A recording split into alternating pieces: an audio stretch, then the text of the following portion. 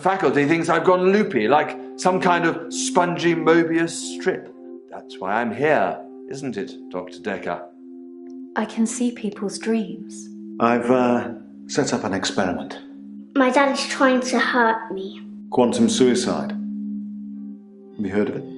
If I concentrate hard enough, and I know when the person's going to be asleep, I can have the dream with them. Well, let's call him God. He creates this world for his amusement, something he can play with and occasionally alter to suit his mood. It feels like the paintings are watching me. Sometimes, when I walk through a door, it takes me somewhere else. Literally somewhere else. God loves chaos, but something goes wrong. Man and woman evolve. What was once chaotic becomes, well, more ordered. It starts as a door-to-door saleswoman. Double glazing, probably. Dr. Dekker, I think we both know what you dreamed about last night. I've seen its silhouette changing through the window. Because he thinks I'm evil. Because I can see things other people can't. On the basis the central component of our universe is chaos, science can only document a perception of the chaos at any one given moment in time. I did what you said, Doctor. They arrested me. Which means that at any given moment, we can choose to alter our perception of the world, no matter how much chaos that would cause. I thought you were supposed to fix me. I'm telling you, it's eating people. And you're just laughing. You're insane, Doctor. Listen to me! You're not listening! It's your only bloody job!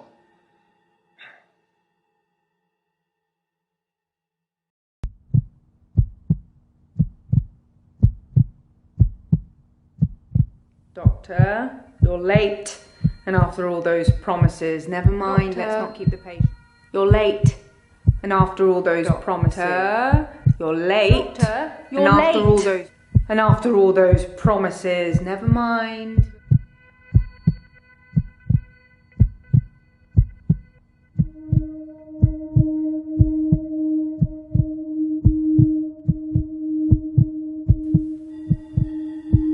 Doctor, you're late.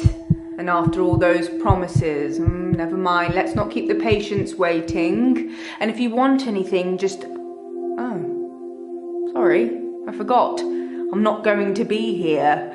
The police still have some questions they want to ask about, you know. And then after that, I'm dropping in to see Ben. He's still in shock, and I thought we'd show we cared. We do still care, don't we, Doctor? Good. Anyway, I hope you're all caught up on Dr. Dekker's tapes. I think Mariana is in first, but I'm sure they'll all become a blur by the end of the day. I'll see you later. Or tomorrow. Probably tomorrow. I'll leave it to you then.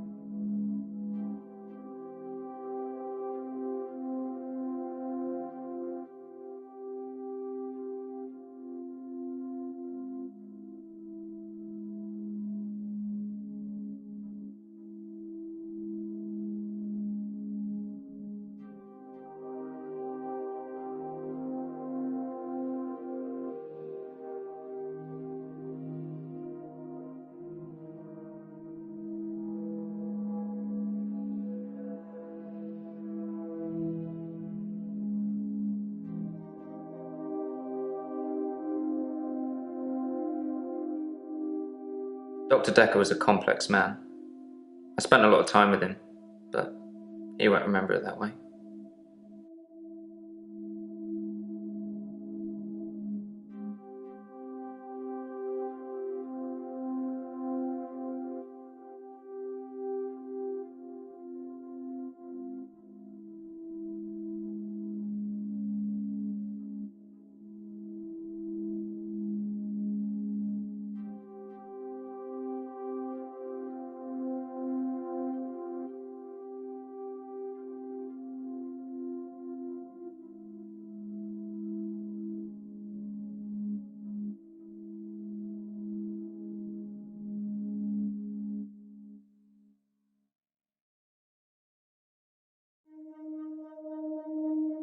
As far as Dr. Dekker was concerned, we had Monday, then moved on to Tuesday.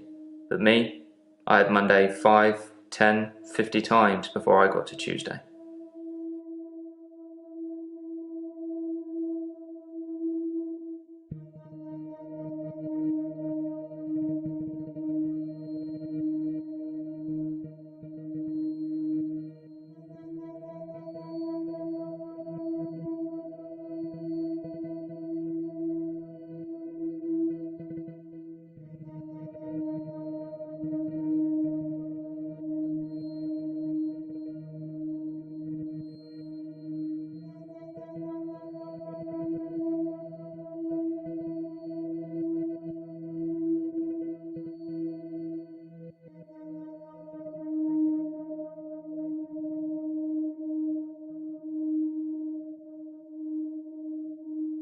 Dr. Dekker's murder was sudden, brutal.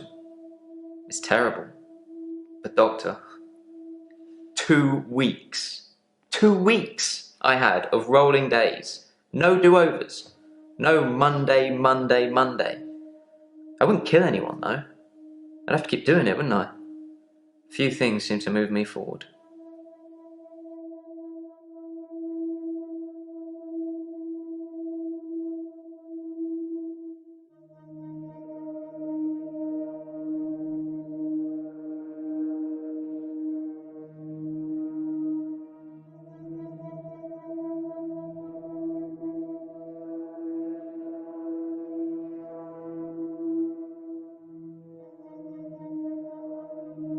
It's like those montages you get in movies. Time passes, you wake up, shave, if you feel like it, shower, get dressed. What's the point? You get this day over and over, nothing changes. Am I in purgatory, Doctor?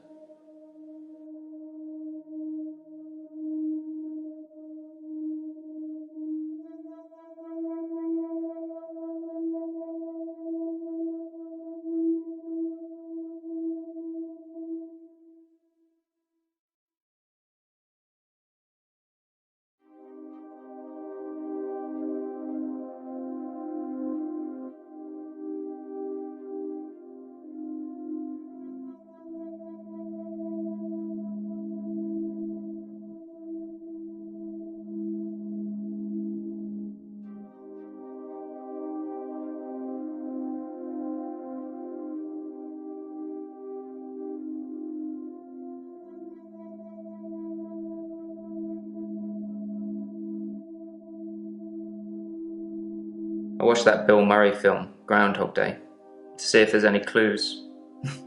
To see if there's any clues. That's how bad it's gotten. I'm looking for a cure in a Hollywood movie. Can you help me, Doctor?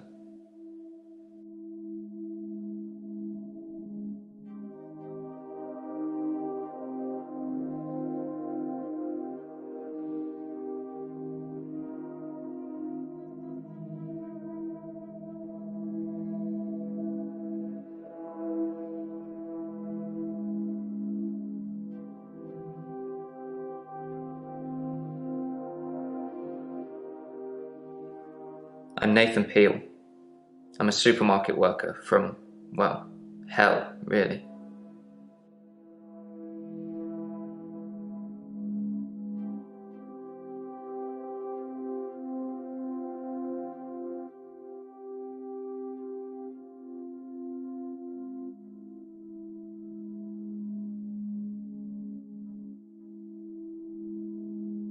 I saw the conflict that Dr. Dekker was going through. Let's just say you might look back on your life and think there's nothing you would have done differently. No 2 days were alike for him in the end. Like he couldn't decide what to do with himself.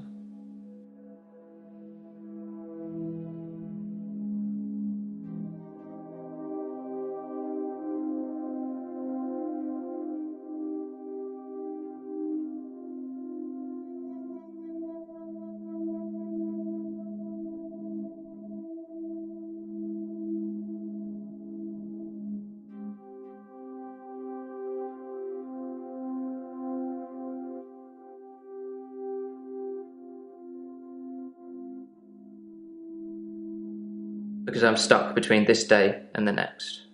Most of the time, anyway.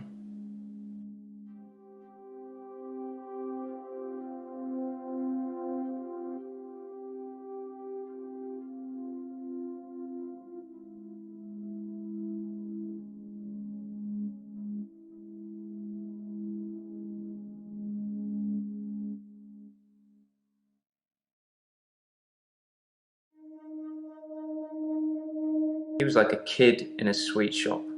He had so many options, he didn't know what to do. I suppose if you take too long picking, all your options run away.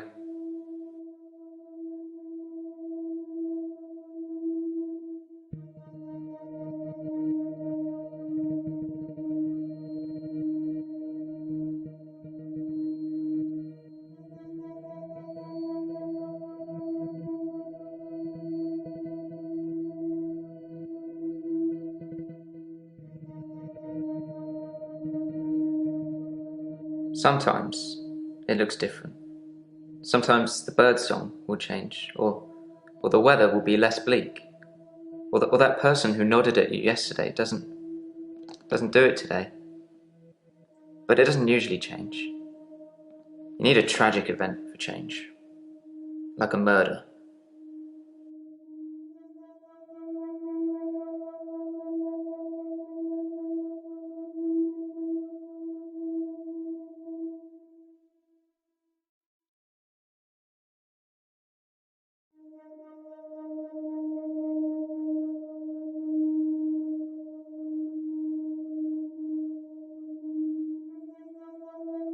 I didn't see the driver.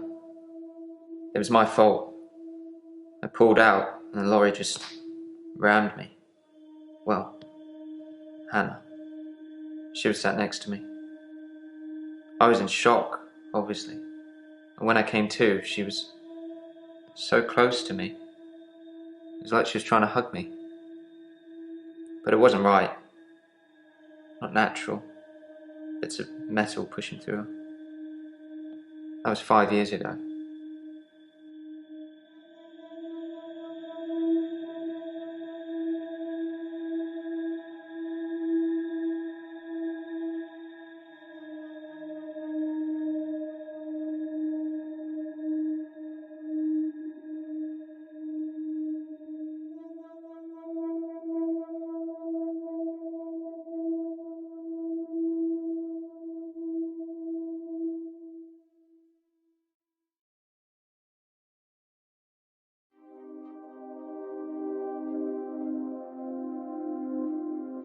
My fiancée, my childhood sweetheart.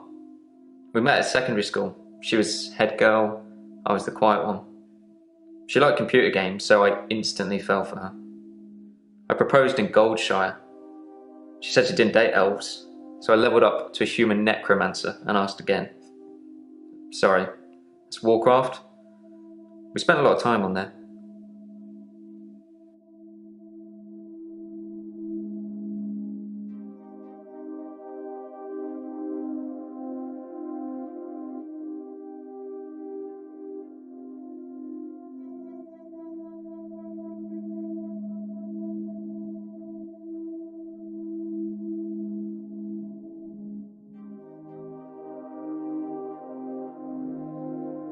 I've been shrunk for that already. If I had that day again, I wouldn't make the same mistake. Hannah would still be alive. We'd probably have a family by now. I haven't had any relationships since then.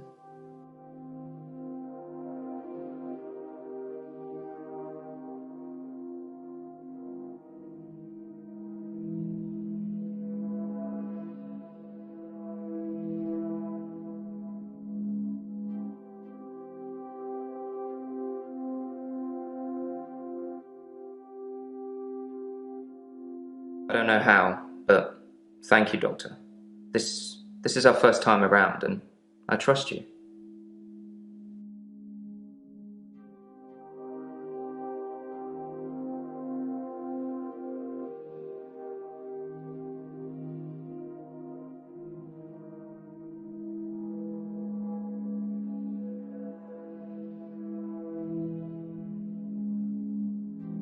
I was fine for quite a while after the accident. Well, being treated for depression. I thought I was cured. It was only recently after meeting Dr. Dekker that I had a strange deja vu. I'm exhausted. Doctor, is our time up?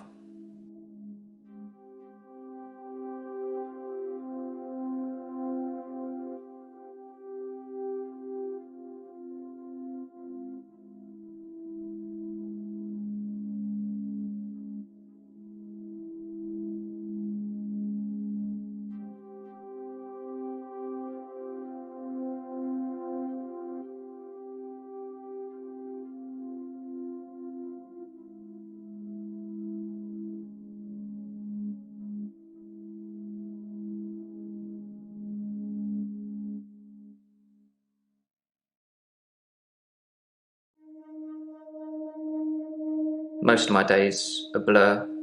I'm not sure if it's the sleeping tablets I'm on or just how I've learned to switch off.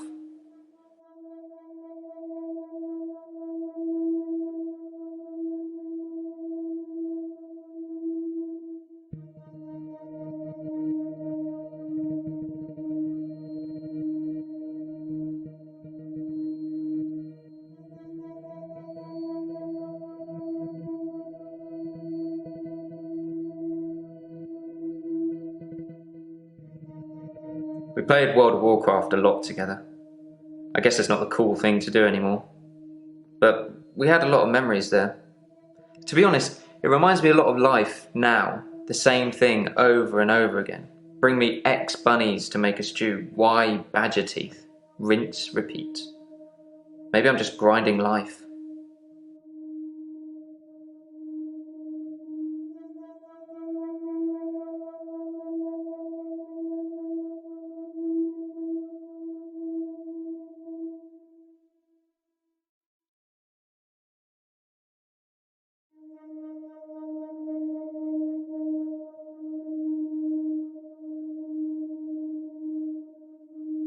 No, I can't move backwards any more than a day. I don't really seem to control it. It's generally always on. I have to try and change something to move forward.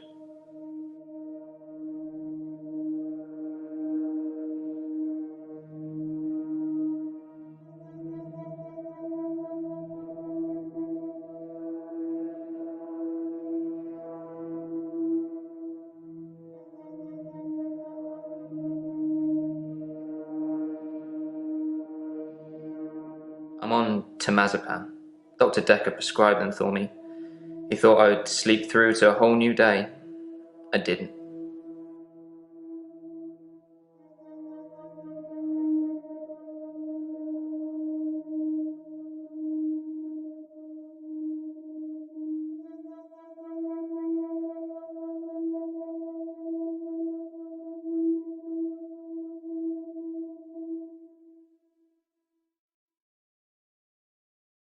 I'm not really fit for work anymore.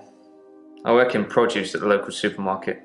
That mainly involves lifting heavy crates of fruit and veg into place for people to buy, and doing that over and over again. My muscles don't seem to have grown much. I think that maybe I'm not aging. When the day resets, I just reset with it. I used to be a builder.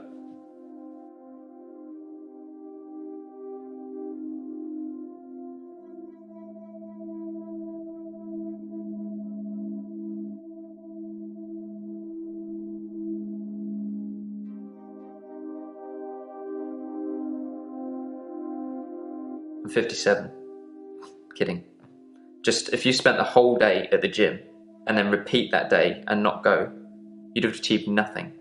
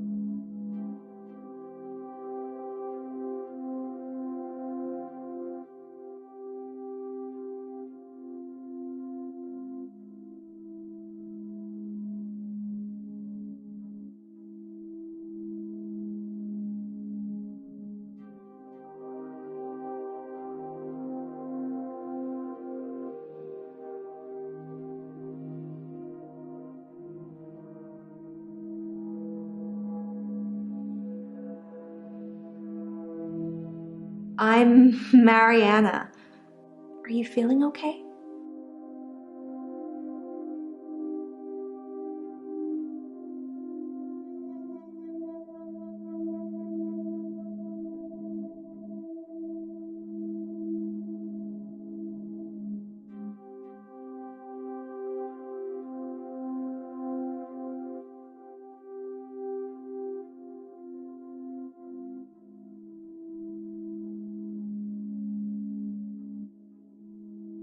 That's what Dr. Dekker would say.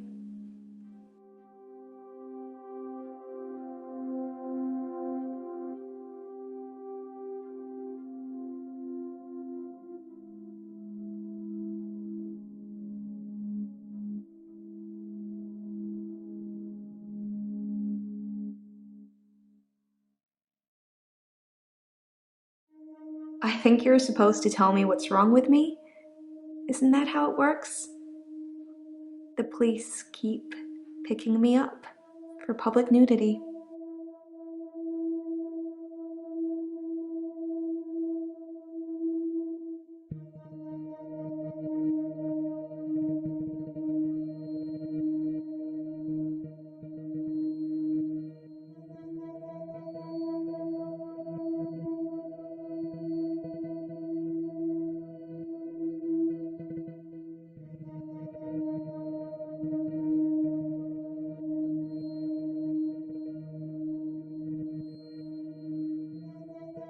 I black out. And then the next thing I remember, I'm naked on the beach, like I've been washed up on shore. Nobody's pressed charges yet, but I can feel it. The police are getting suspicious.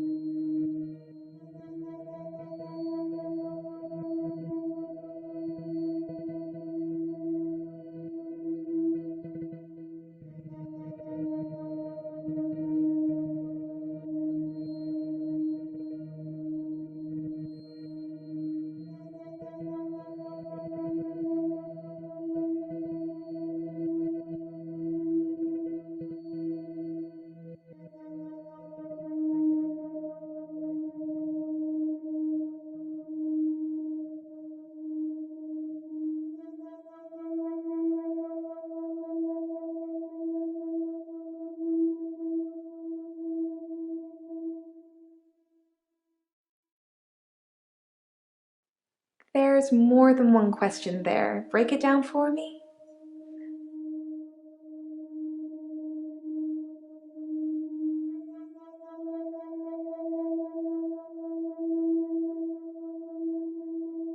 By blackout, I mean I don't really remember anything from the time I black out.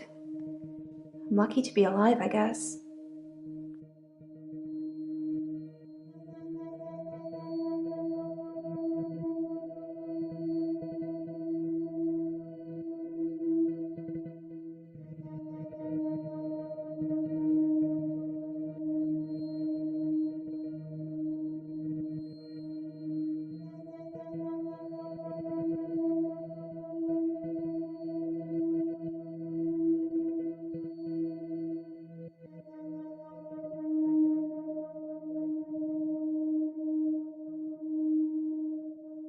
No, nothing like that. I usually wake up on my side like I've been sleeping. Sometimes I'm partially covered by seaweed.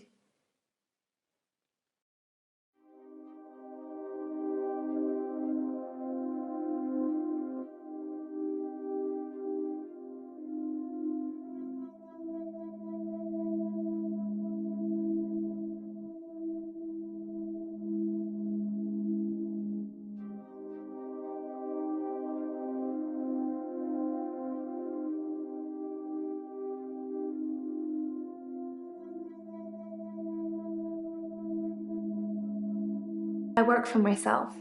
I make bracelets from things I find on the beach and sell them online.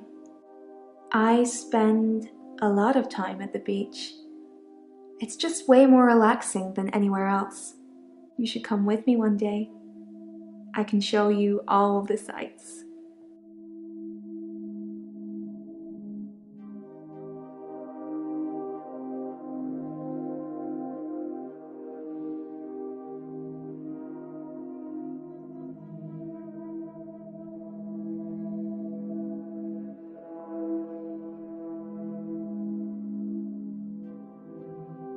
I do suffer from blackouts, which is strange as I can hold my breath for a really long time. But I'm not swimming before I black out. Dr. Dekker thought it was anxiety originally. Then he worked it out.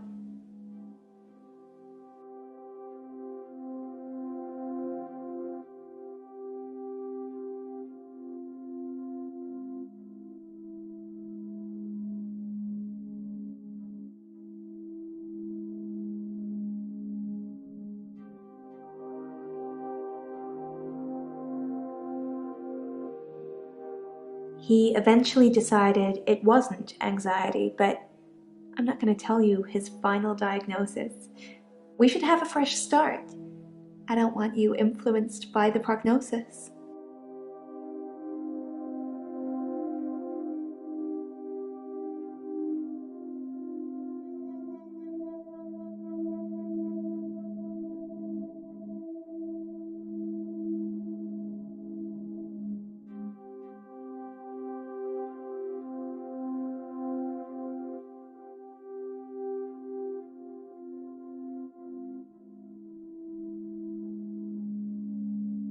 Well, that's why you're here, isn't it? You've replaced him. He was a good listener. I hope you are.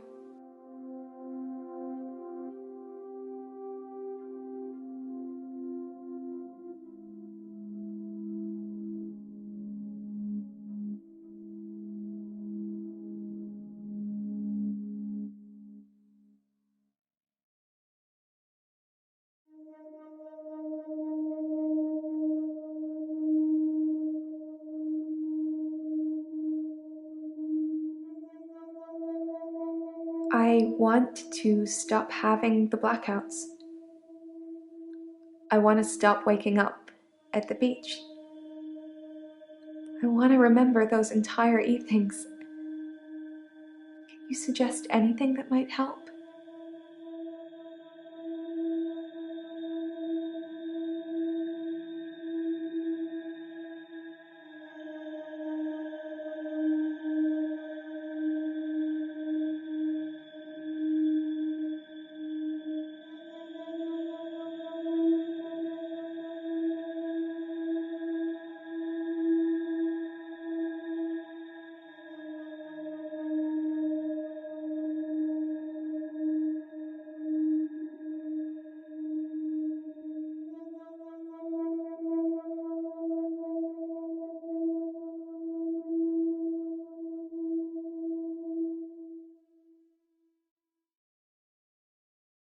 I film myself doing lots of things, but it's not so easy to do when you're blacked out.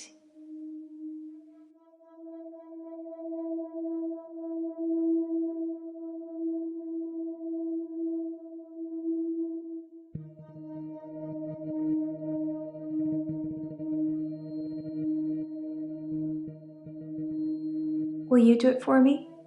Will you watch me to see what happens?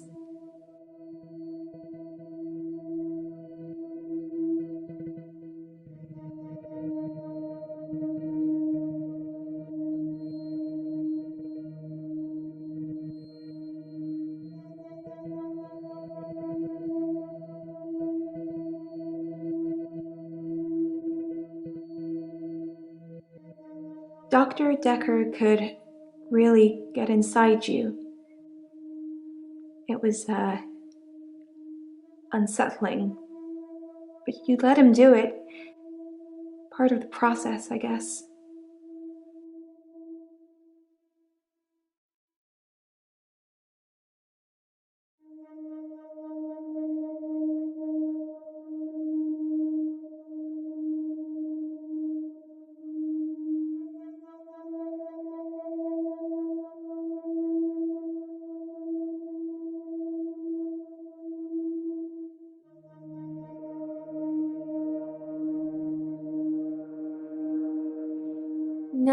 I don't know about that.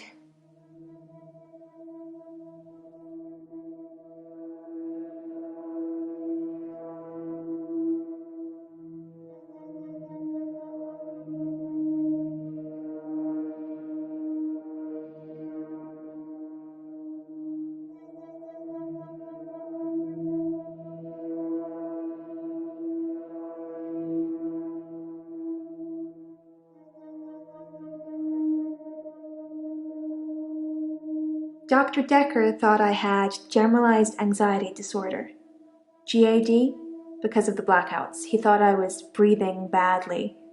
Do you think I'm breathing badly?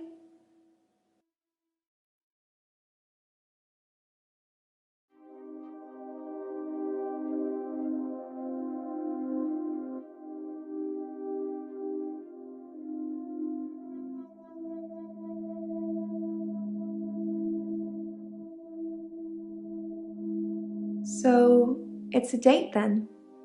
I'll let you know when.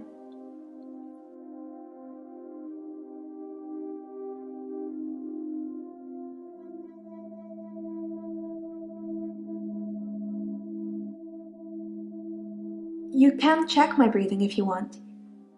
Do you want me to lie down? Can you tell just by looking at me? I'm not worried about it, just if you are.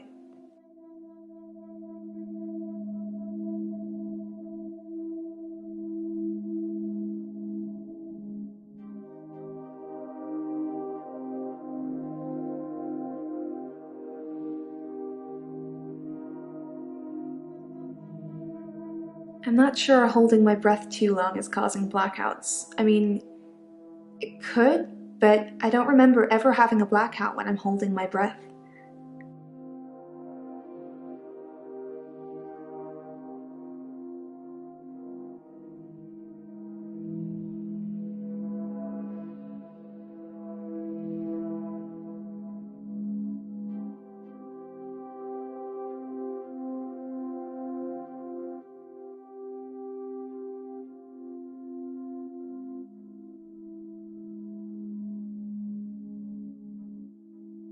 I normally black out when I'm dancing. I like dancing. Do you like dancing?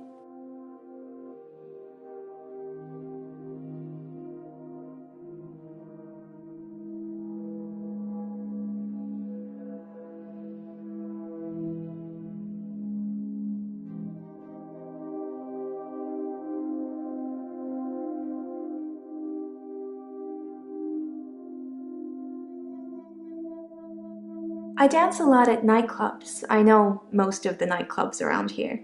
My favorite is the Pearl because they sell cheap vodka shots all night.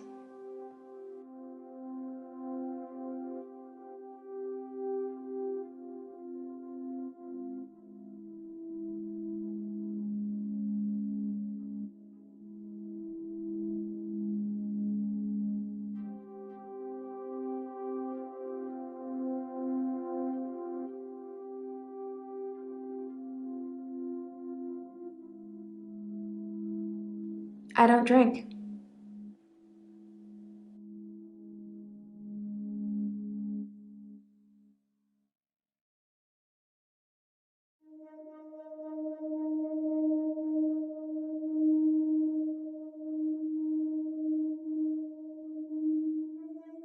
You think my dancing causes my blackouts? No, I know it's the last thing I remember, but I don't think it's that. Sometimes I remember more, but I'm tired now. Is that it for today?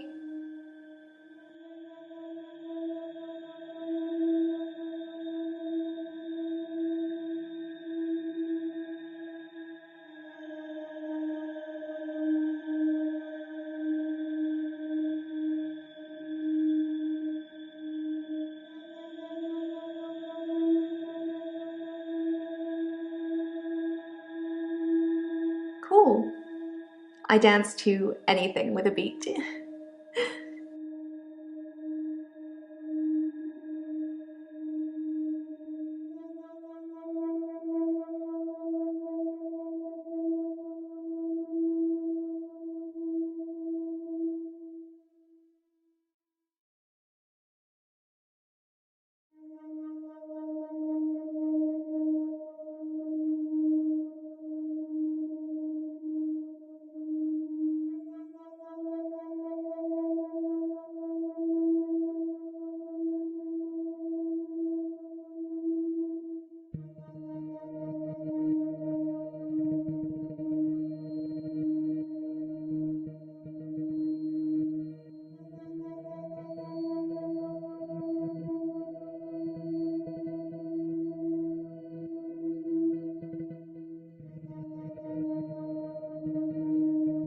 I work for myself. I make bracelets from things I find on the beach and sell them online. I spend a lot of time at the beach. It's just way more relaxing than anywhere else. You should come with me one day. I can show you all the sights.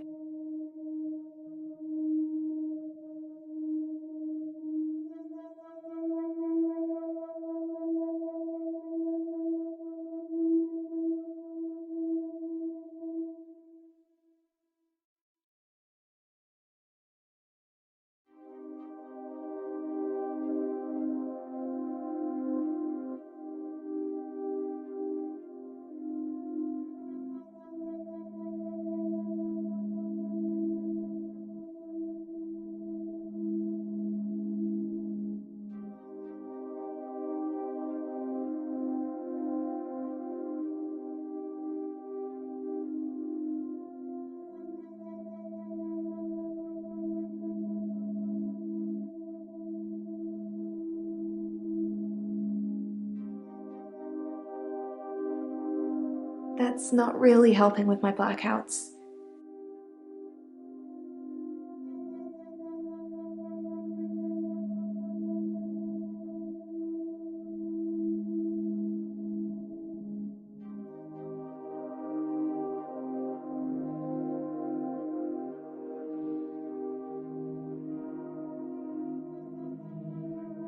That doesn't really mean anything to me.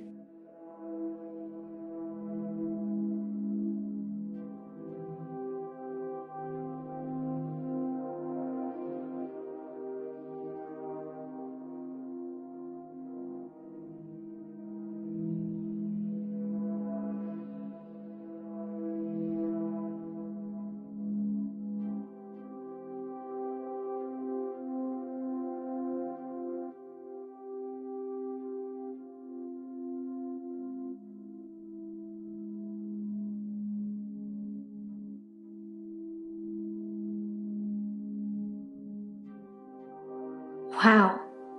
Let's get straight to it then. I'm not sure I feel comfortable speaking with you about that at the moment.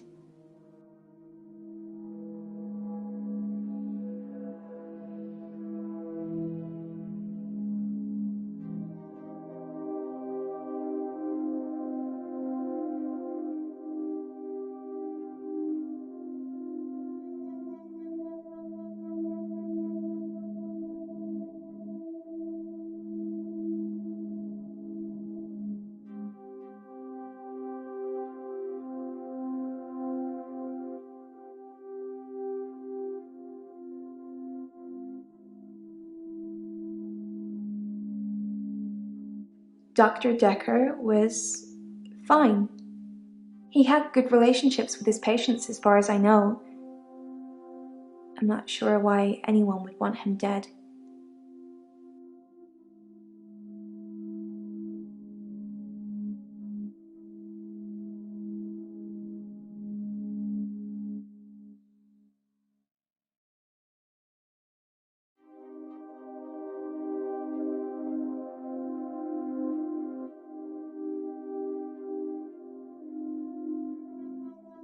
When I wake up, my hair is dry, but it's pretty hot at the moment.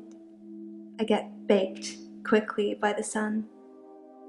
It's possible I've been in the sea during my blackout.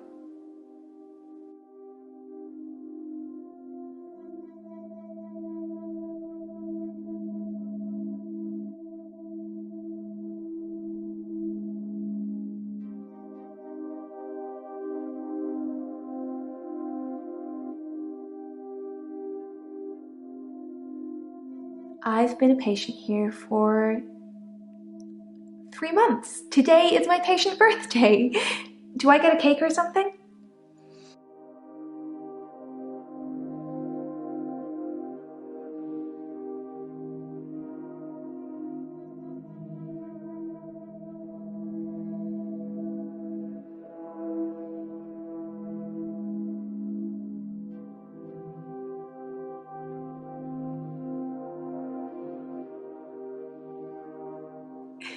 That is so sweet. Thank you, Doctor.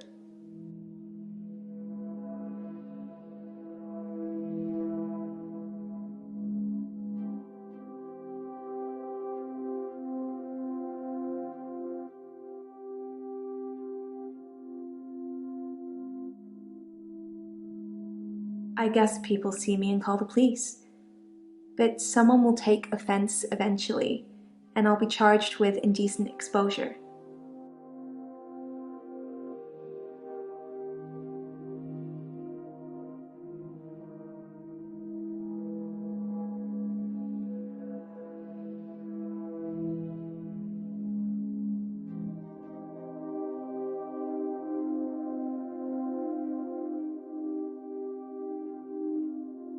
I never find my clothes. I don't know why I'm naked.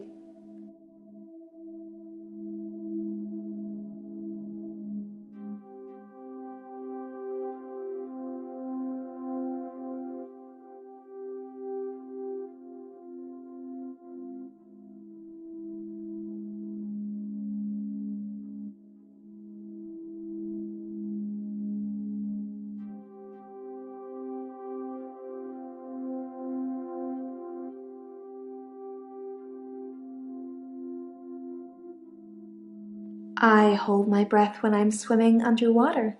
Most people do. Sometimes, if I'm really excited, I'll hold my breath accidentally, just for a few seconds.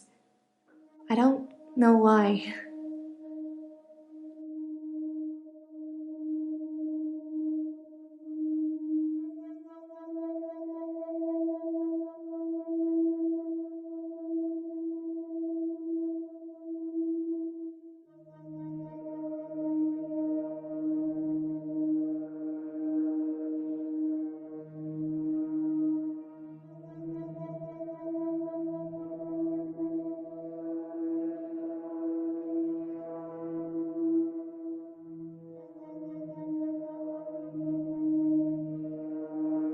Like you're not listening.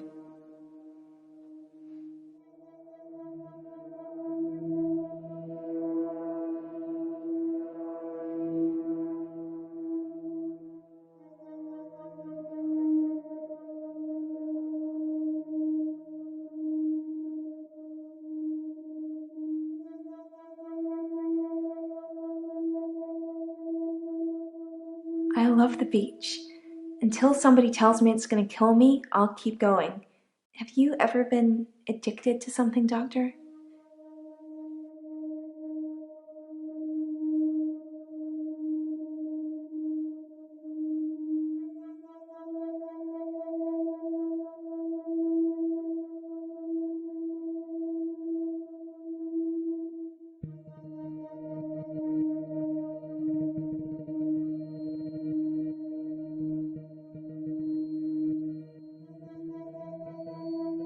I thought so when I first saw you. We should get on great.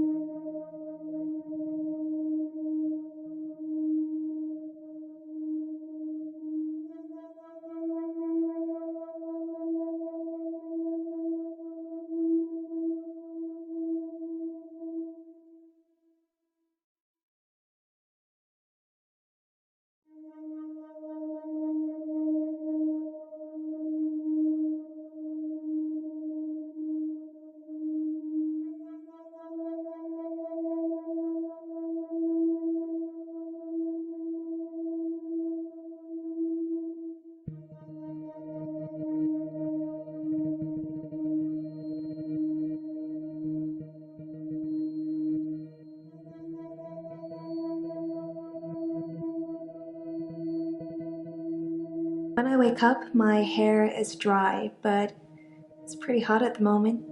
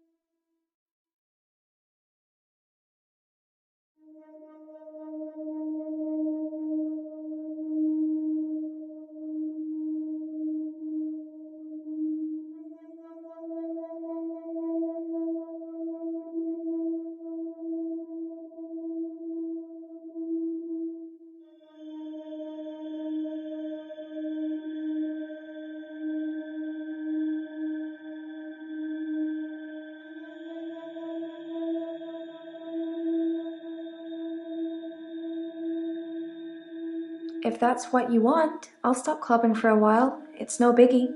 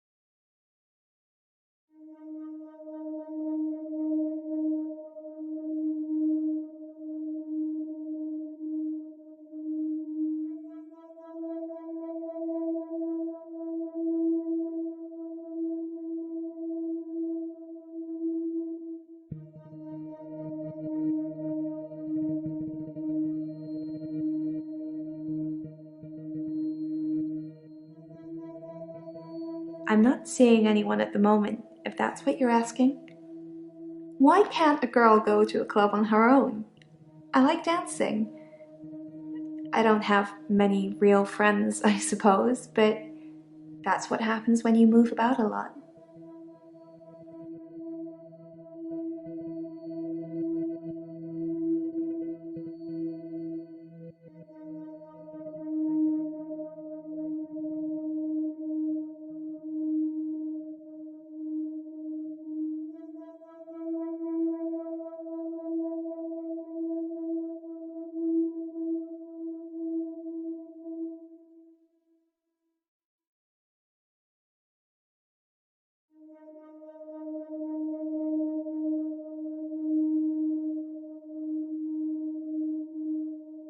I move around when I dance, and geographically speaking,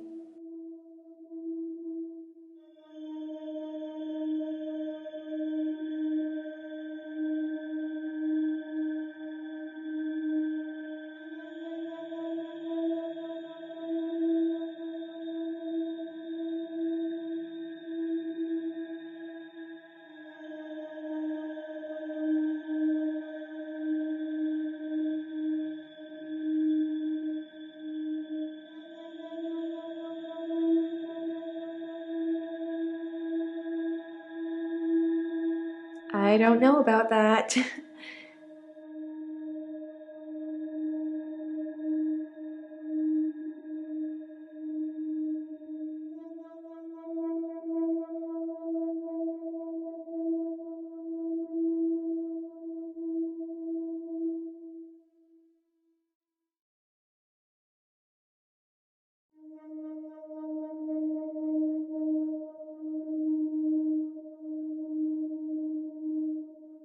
I move around.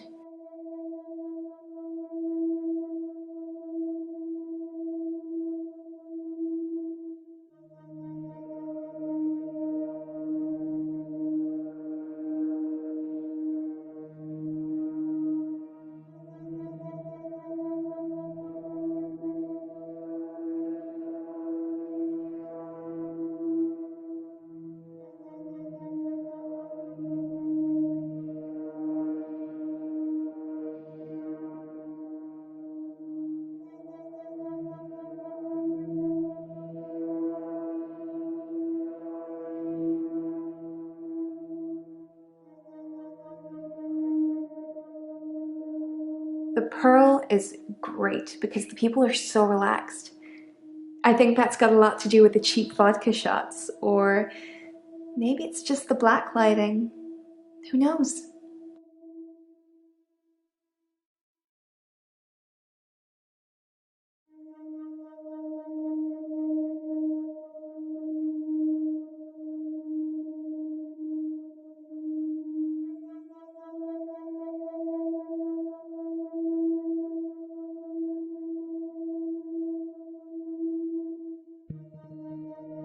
I don't know.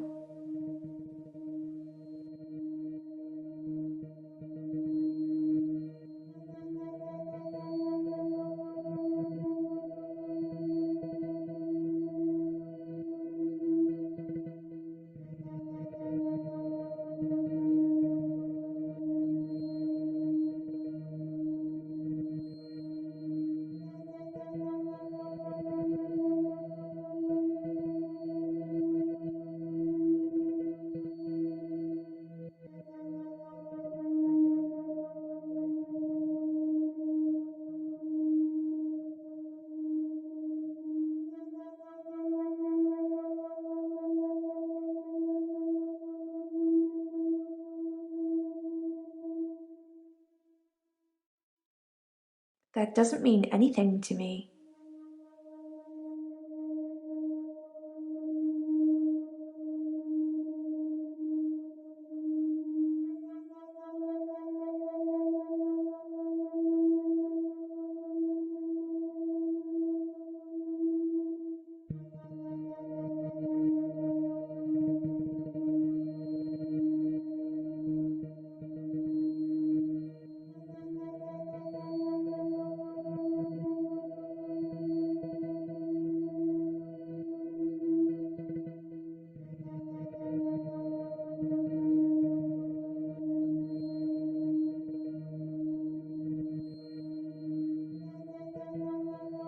I'm Elin, I'm 25 and I'm a nurse.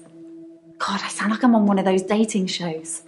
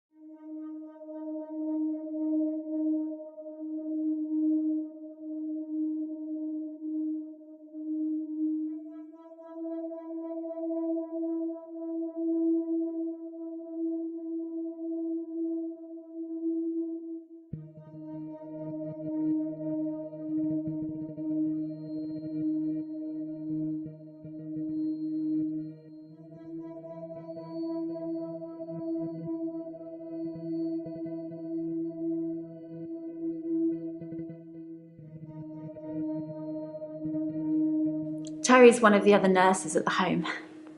I don't think she likes me very much.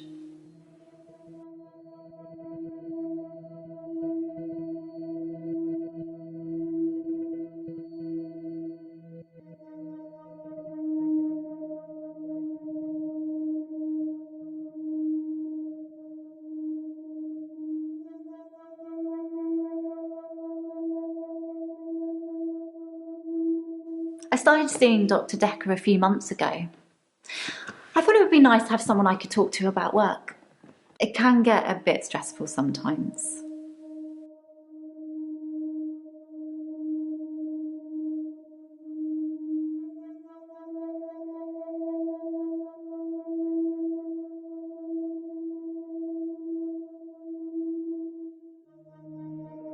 I work in a nursing home for the elderly. I basically do end-of-life care.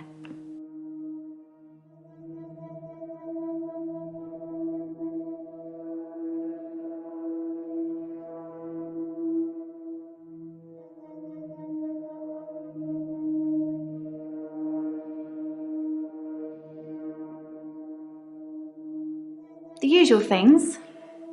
Making sure the patients are comfortable, making sure they're not in any pain, and I talk to them.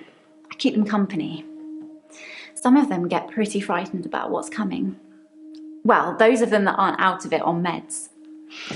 I comfort them.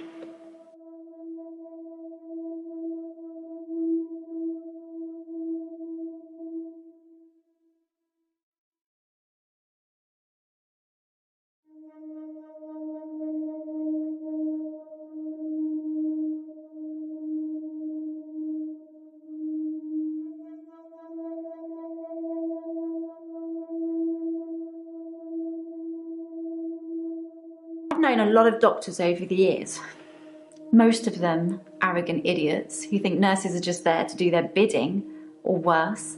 Dr. Dekker was different. He had a lot of time for me. He was interested in my problems.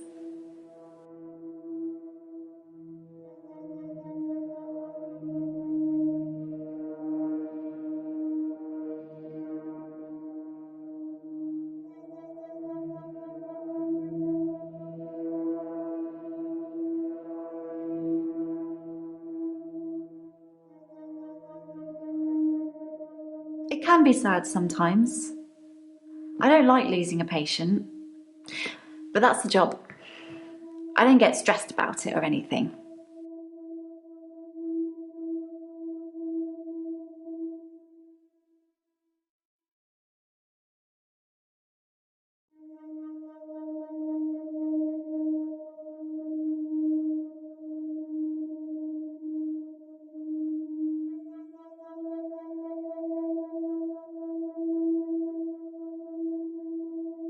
It's not the job that stresses me.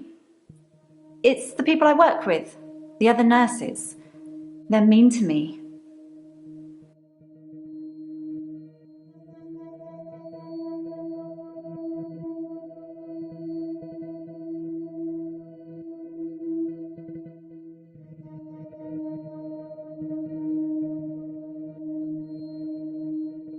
They call me the angel of death because so many patients have died on my shift. I don't think they mean it. Obviously, it's not my fault. It just seems to happen that way.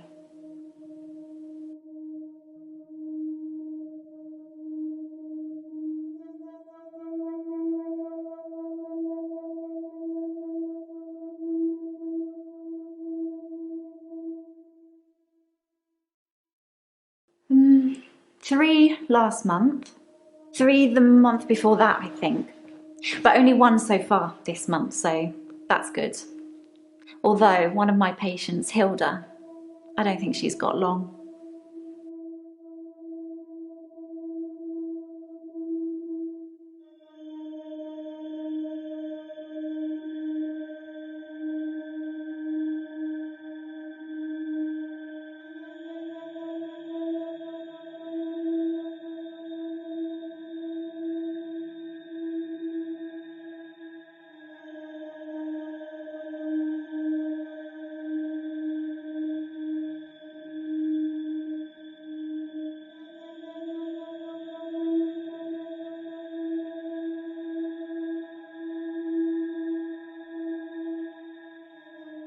He was a bit offbeat, but yeah, I liked him. But then I like most people.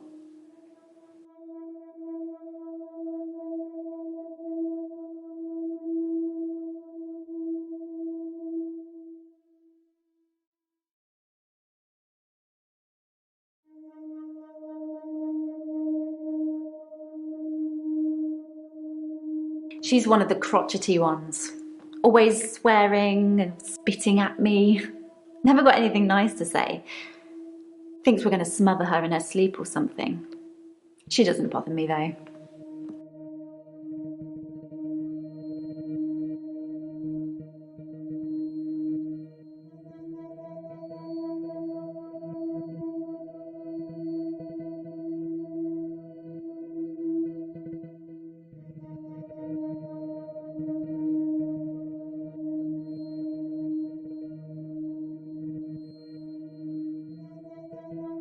Death is frightening, isn't it? Isn't it what everyone's afraid of? The great unknown. No one should have to face that alone.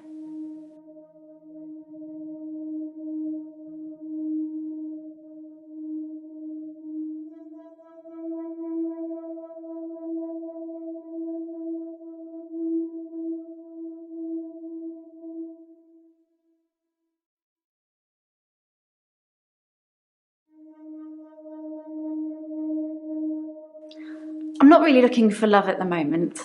I'm sort of married to my work, but in a good way.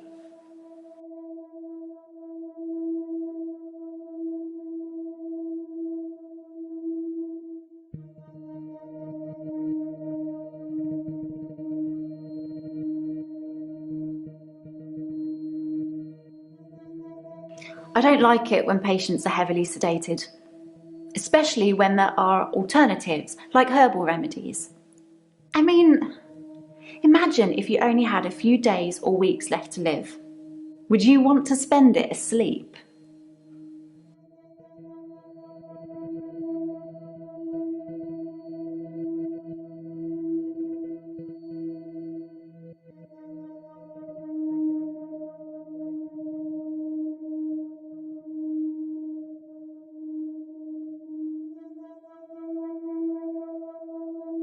I'm a qualified herbalist. It's okay, you can laugh. Most people think herbalism is a joke. But I'd much rather help my patients sleep at night with valerian or passion flower than lorazepam, temazepam or zolpidem.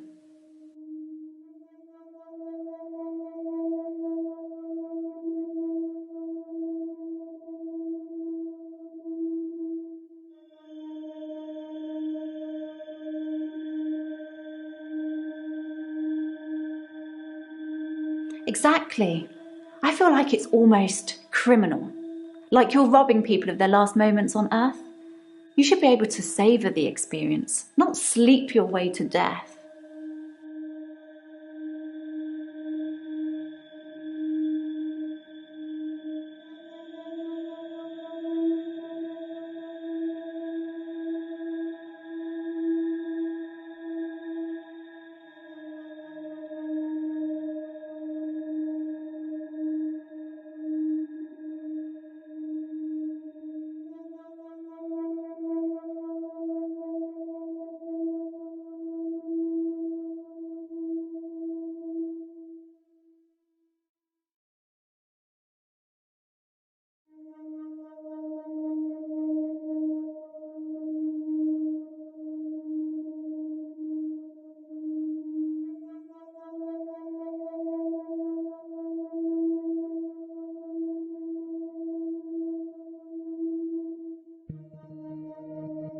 I don't know.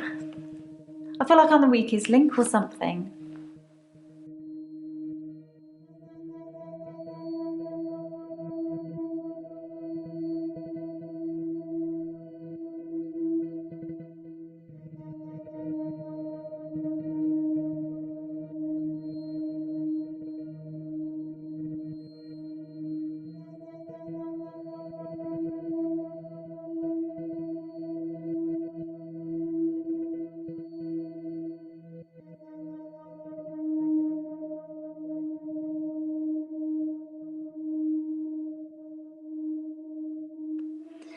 They're old.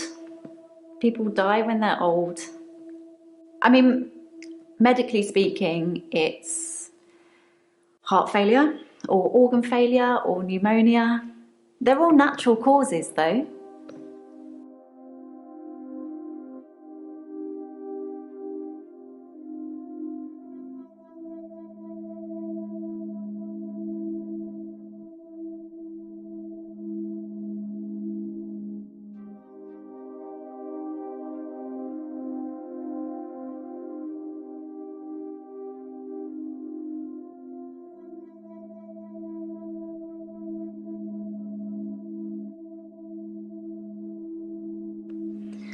They're old.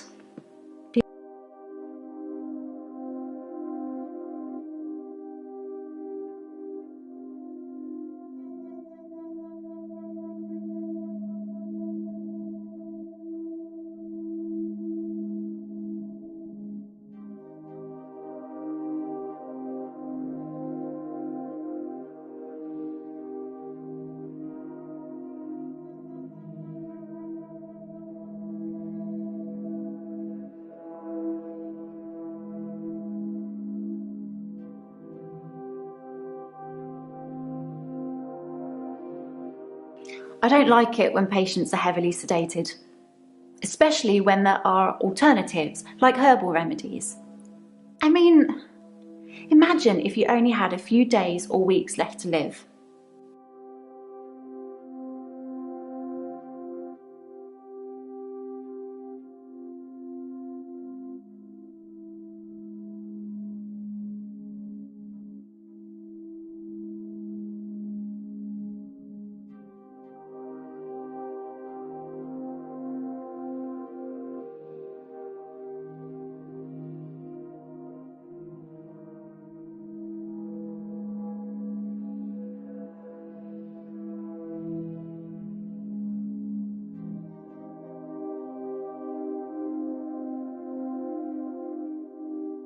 My name is Claire Castleford, and as I'm paying a small fortune for these sessions, I'd expect you to be up to speed, Doctor.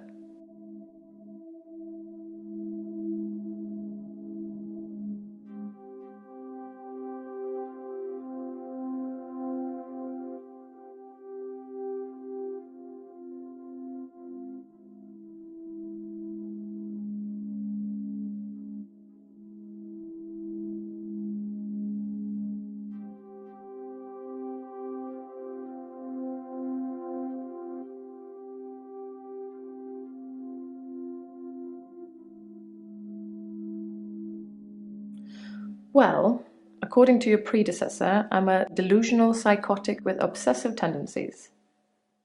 Oh, and a history of violence. Sounds so cold when you put it like that, though, doesn't it?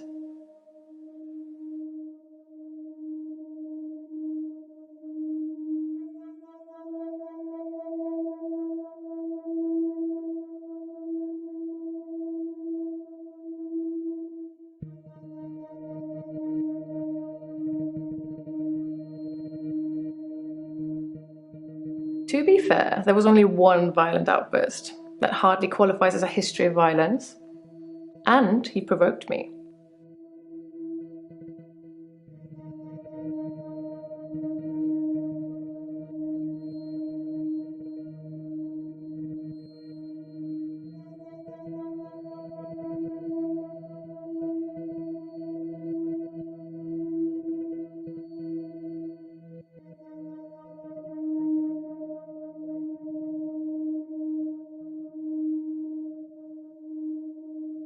The most shocking thing about Dr. Dekker's death is that he didn't bring it upon himself. But then I hadn't known him for a very long time. Perhaps I was wrong about him.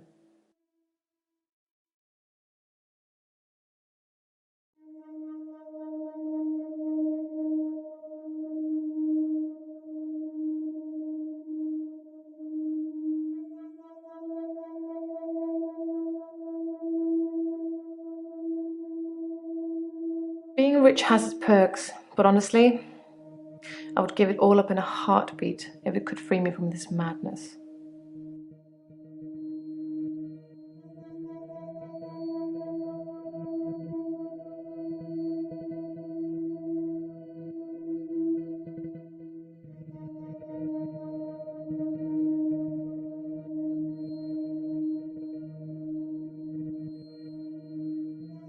I'm obsessed with my husband.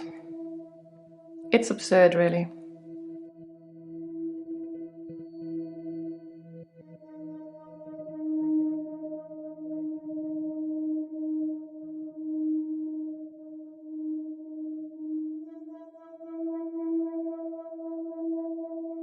Because he is here. And he shouldn't be.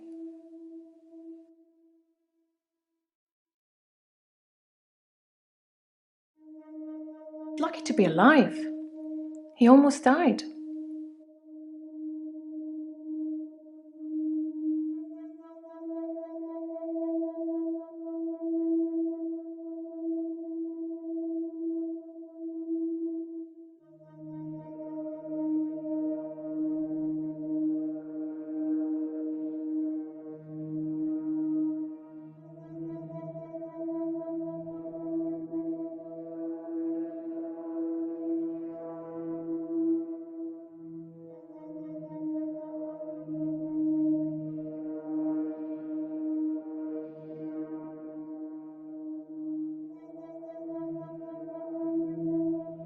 My husband is not a well man. We've been having problems for a while now.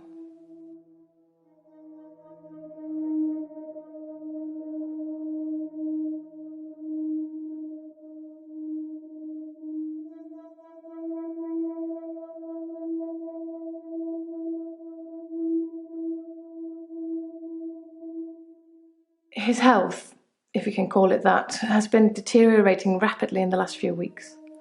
I can't cope with caring for him anymore.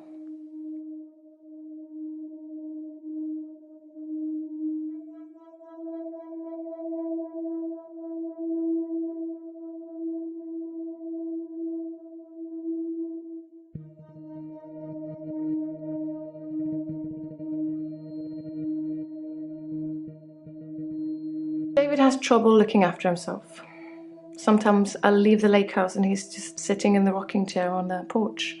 And when I return the next evening, he's still there, just staring into the stars. He needs help, I know, but I can't hire anybody to care for him.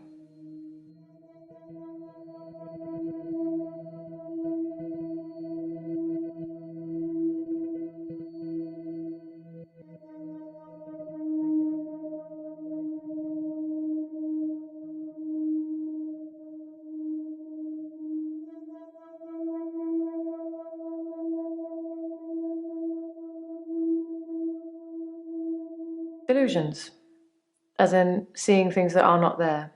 I'm not going to be any more specific. It's not true in any case. I'm not delusional.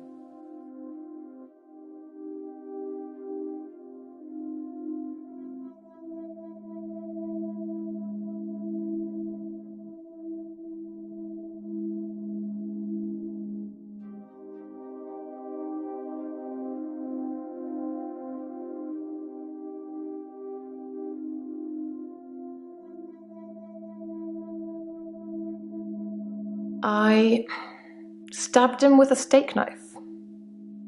Shocking, isn't it?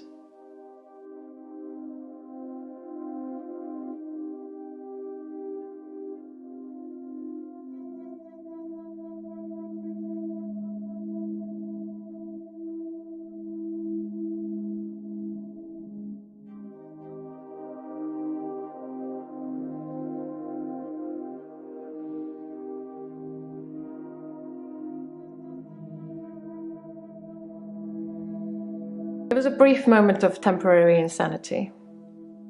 Or temporary clarity, I'm not really sure which. David had been having an affair with his assistant optician, Iris. How predictable. Not just the affair, but an optician named Iris.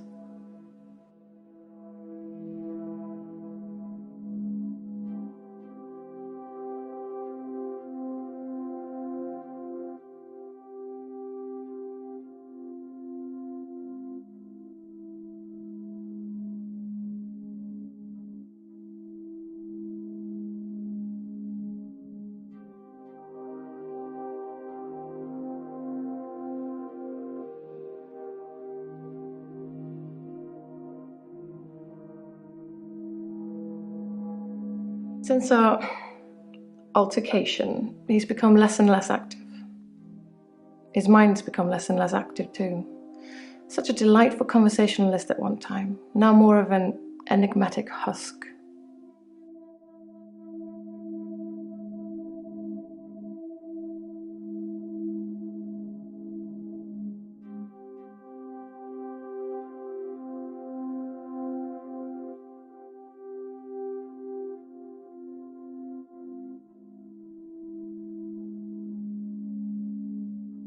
I tried to hurt David once. That's why I'm here, isn't it? I'm not proud of my behaviour, but I was very angry. It was a private matter though. The police should never have been involved.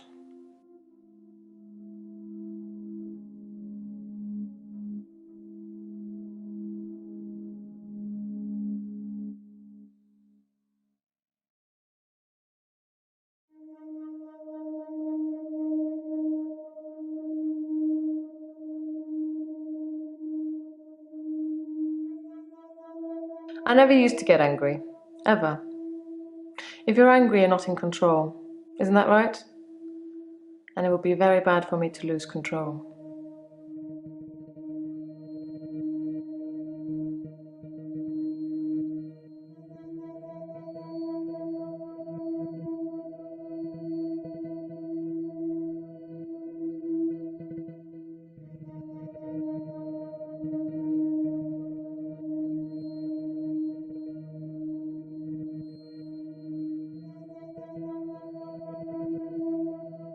David's staying at the lake house. It belonged to my parents, but I don't use it much anymore. I have the main house to myself.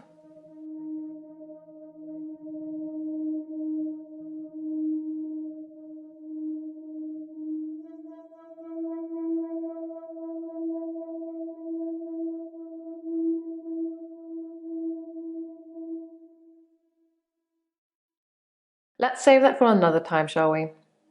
I'm rich, but I'm not made of money, and I'm fairly sure my time is up.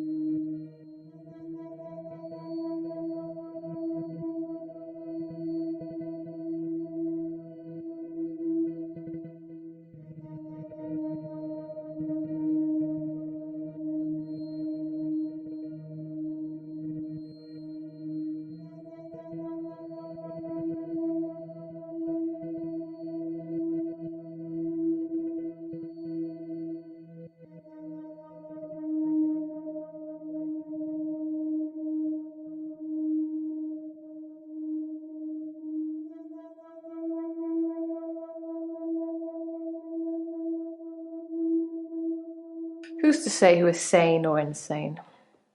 We all see the world differently, don't we?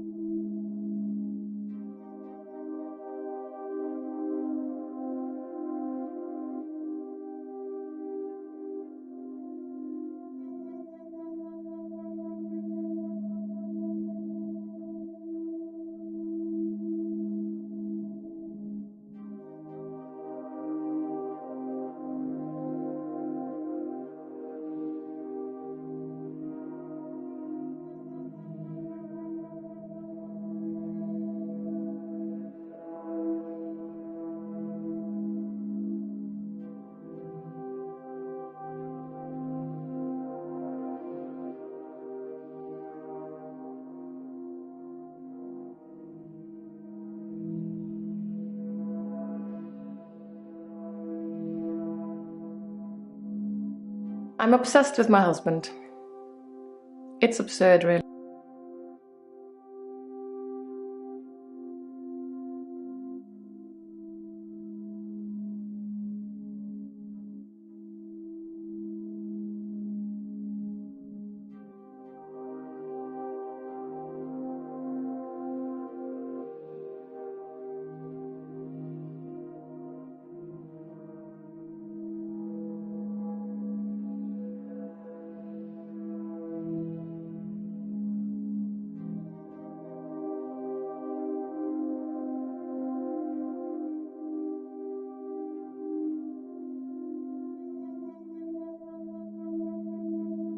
I'm Bryce Hemmings. You must be the new doctor. Did you know Dr. Dekker?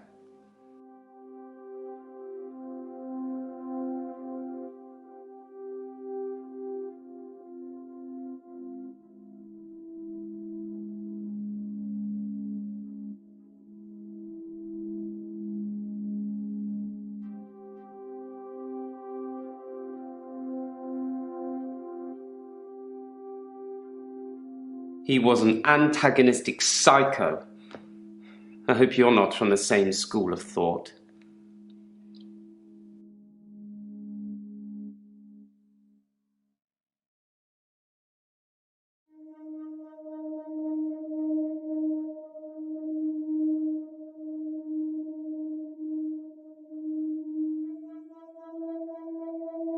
Originally, I was suffering with depression. Work was piling up, I kept missing deadlines. I wasn't used to all the failure. I got depressed.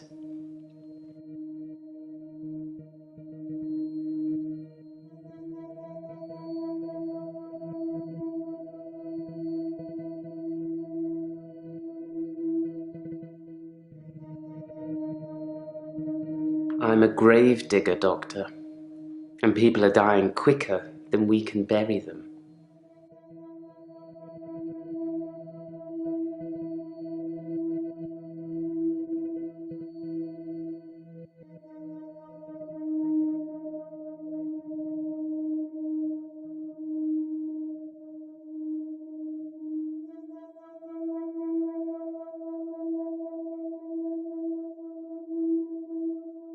I didn't really like Dr. Dekker, and for quite a few reasons, actually. I'd rather talk about my own problems for now, though, if you don't mind.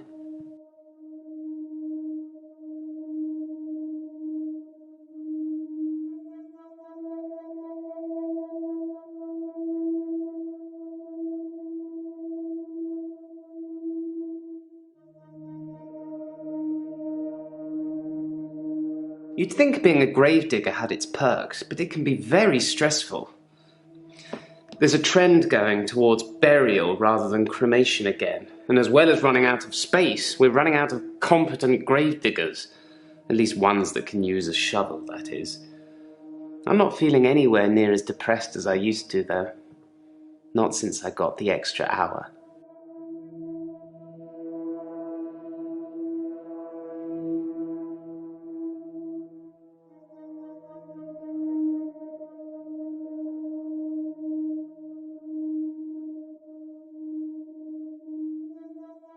At midnight each day, time as you know it freezes.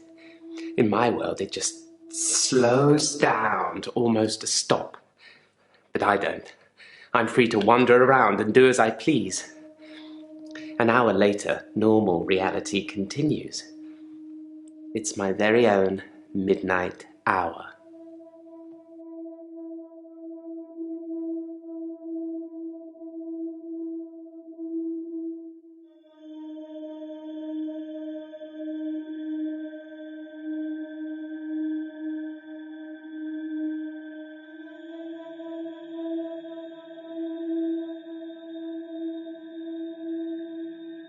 In the extra hour, I mainly catch up with work. It's a godsend.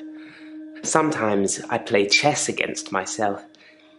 It relaxes and strengthens the mind all at once.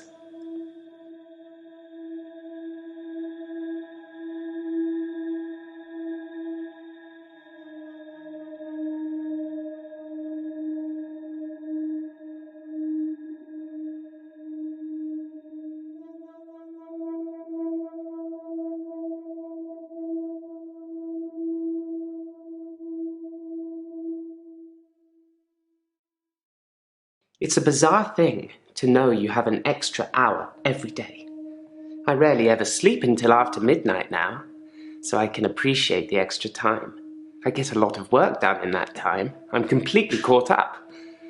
The depression is no longer an issue. 25 hours is a blessing for me.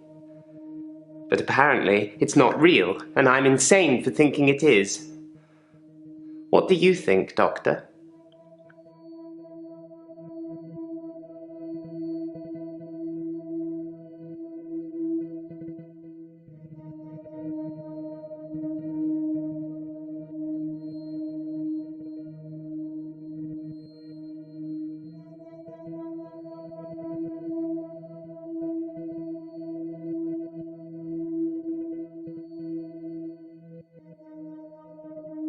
Henley Church, where I work, is located on an old Norman motte and bailey. You can't use mechanical diggers or excavators there in case you destroy a relic.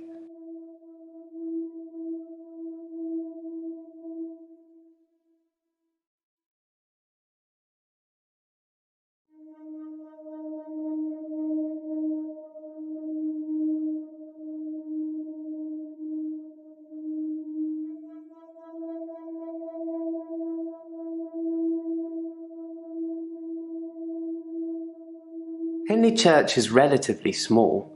Well, for the number of bodies they expect us to pack into the ground, it's relatively small.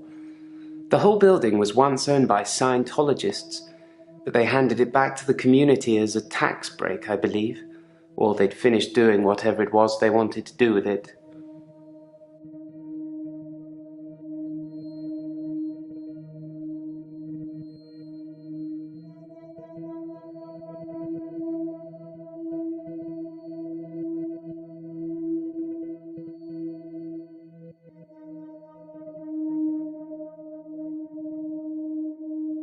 I'm not sure I believe in any religion anymore. I used to believe in God, but not anymore. There are too many religions to pick from, don't you think?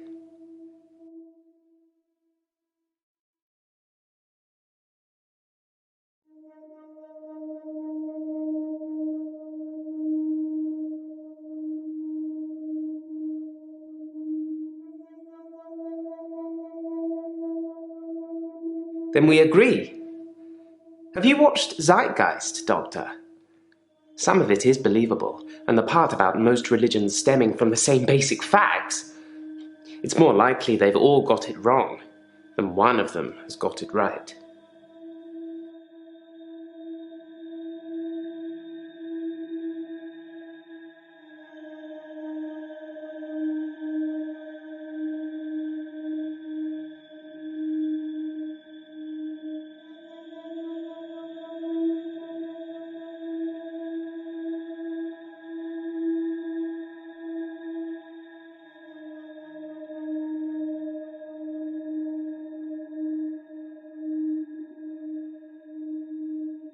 I thought it would be too early to make a diagnosis, but it's good you're having a go anyway.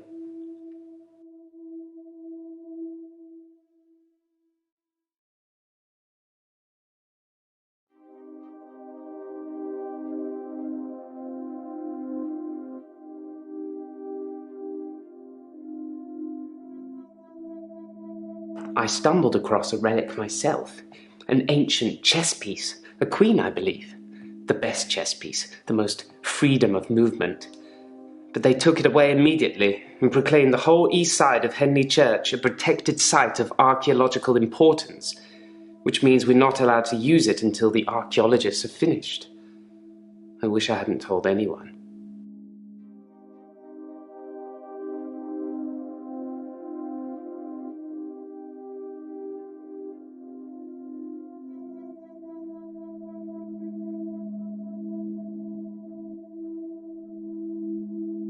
Dr. Dekker would say one thing and do another. He would push me to do things I didn't want to do. He was getting worse towards the end. I'm surprised he didn't kill himself.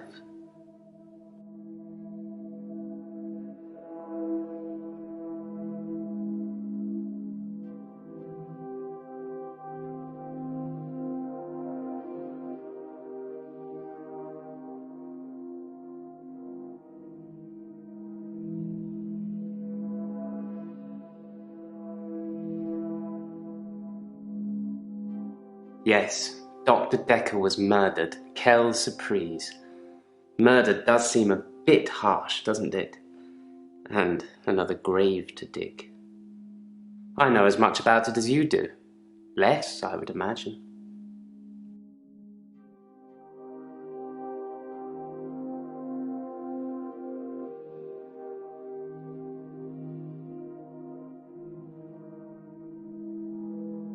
I like chess.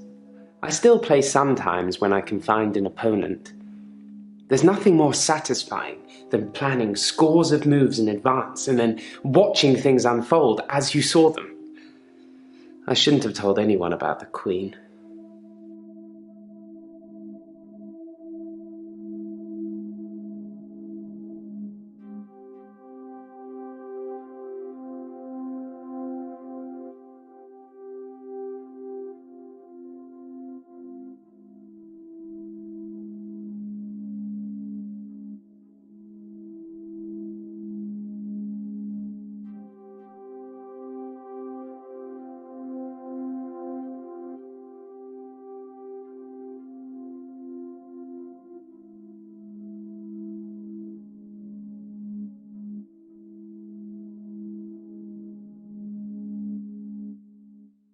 Dr. Dekker just had that look about him. You know what they say about us crazies. Takes one to know one.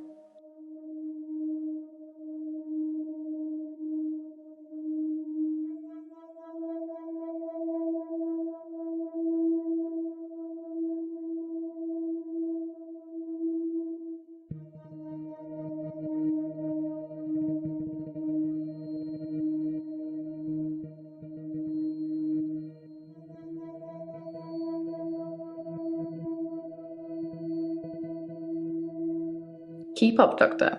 David is my husband.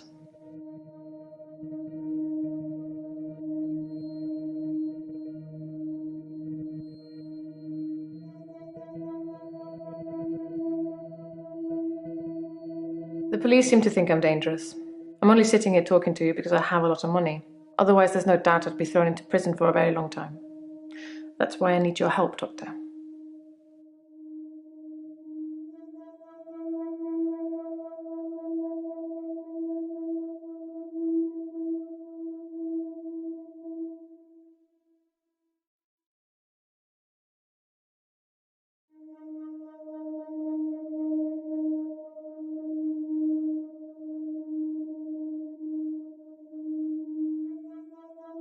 I assume they think I'm dangerous because I stabbed my husband.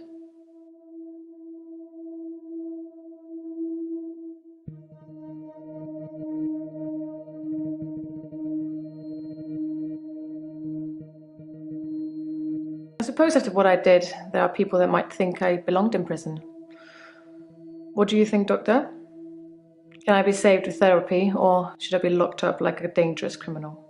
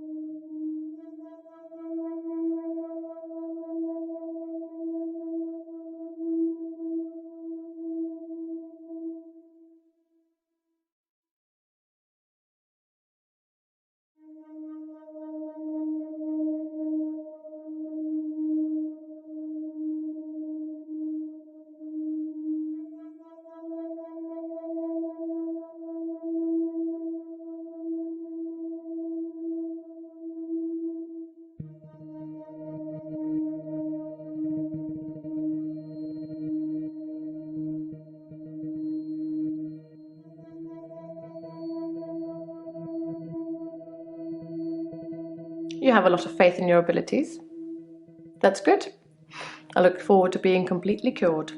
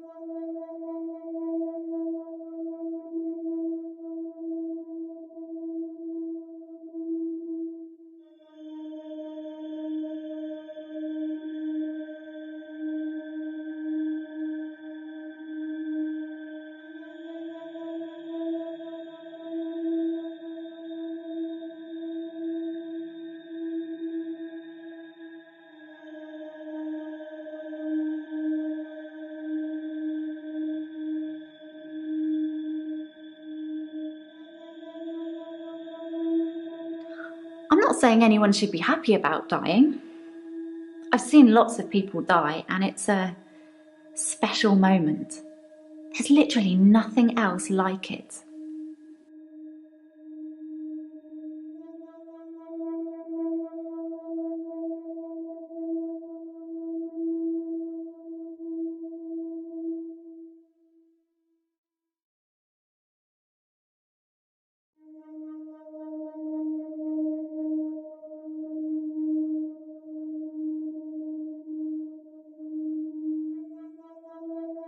I think it's terrible what happened to him. So awful. No one deserves to die like that.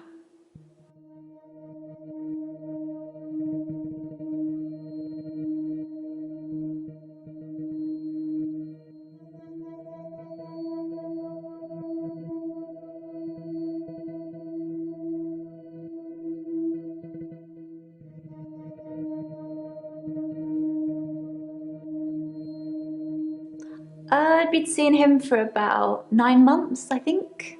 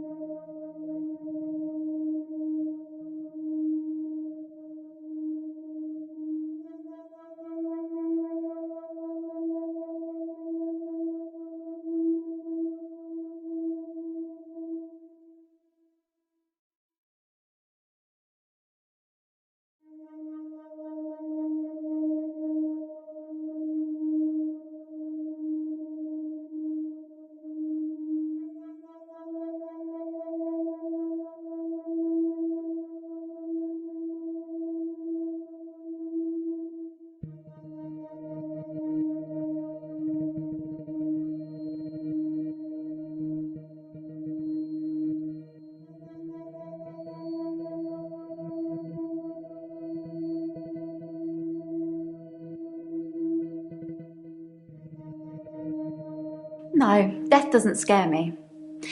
It's probably because I've been around it so much, but I haven't seen anything that's made me feel like it's something to fear. I don't think death is an end. I think it's a doorway to another place. I'm just not sure where. Where do you think we go when we die, Doctor?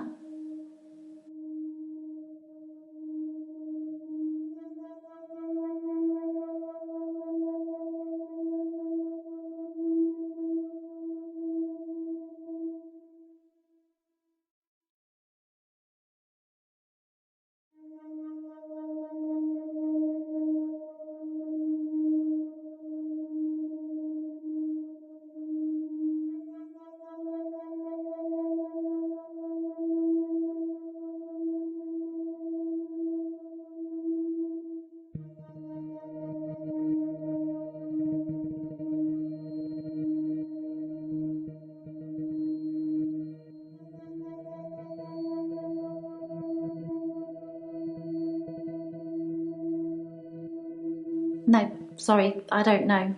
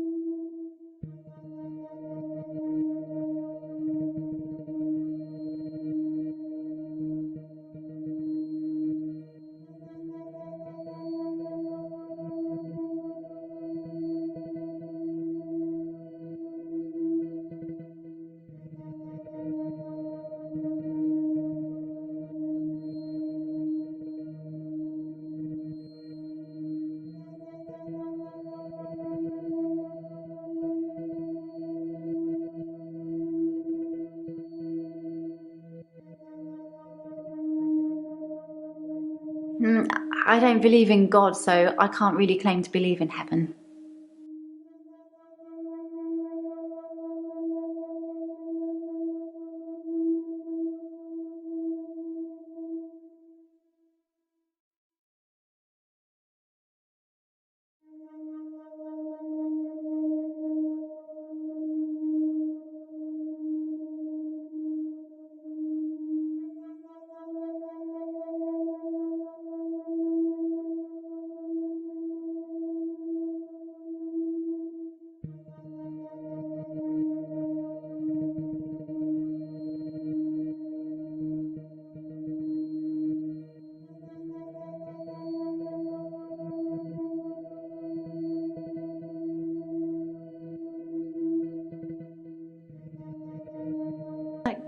Sorry.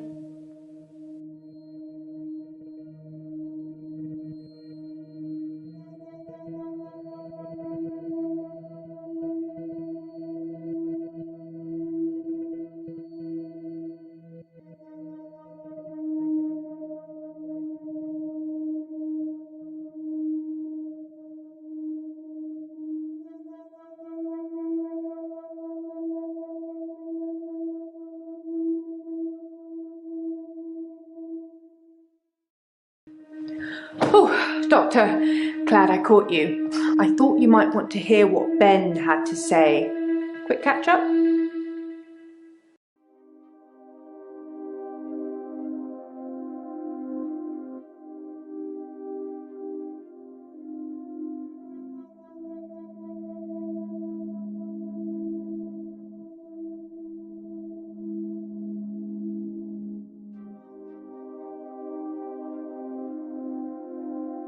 I'm not sure Ben will be coming in for a while. He's still pretty shook up about finding the body. I'm surprised it doesn't happen more often in the line of work he's in. Anyway, he said he found the body at exactly 20 minutes past 10. For some reason, the first thing he did was look at his watch. That's all he'd say before he'd shut down. The police weren't very talkative either.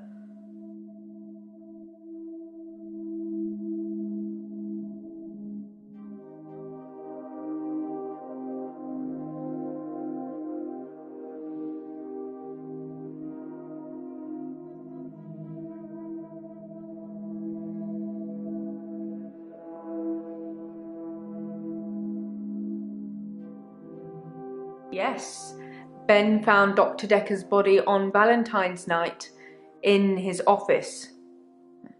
In your office.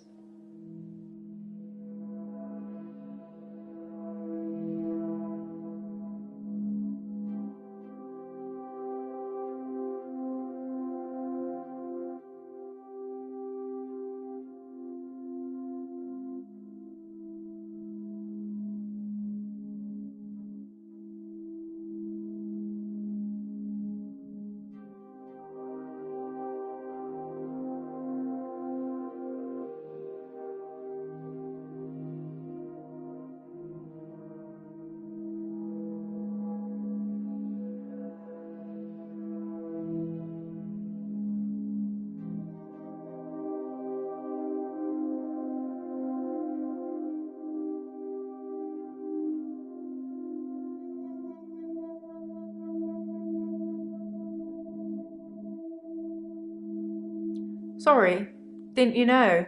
Ben's one of the night shift cleaners. I'm sure he's got some tales he could tell.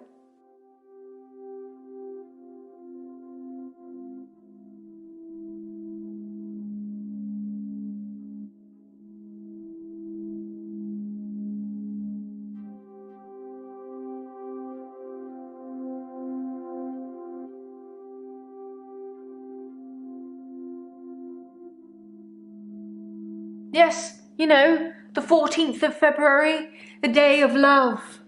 Or remembering a massacre, whichever's more you.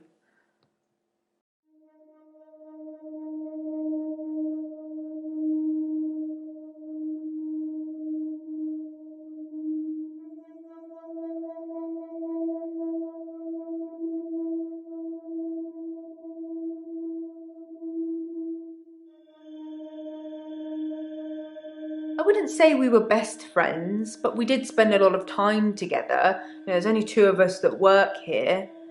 I'm sure we'll become friends too, Doctor. Just try not to get murdered.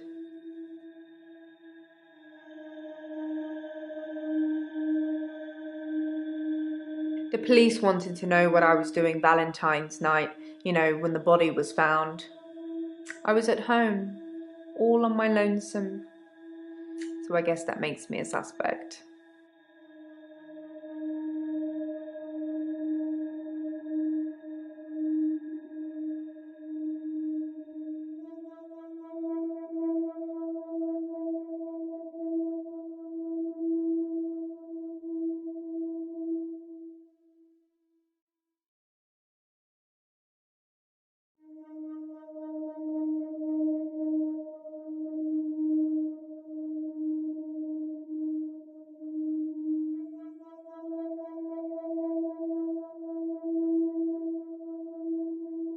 I think the police want you to make a short list of suspects, or maybe even find the killer.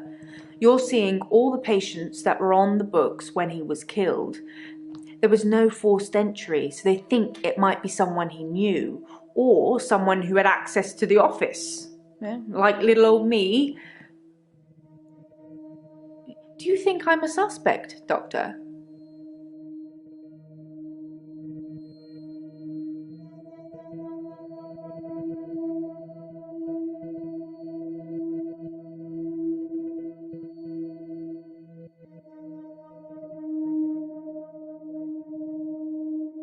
Oh, well, I wasn't expecting that. I suppose everyone's a suspect at the moment, even you. They did mention I needed grief counselling, though, and I said you'd sort me out. I know you didn't agree, but I thought I'd let you know. That's very kind of you.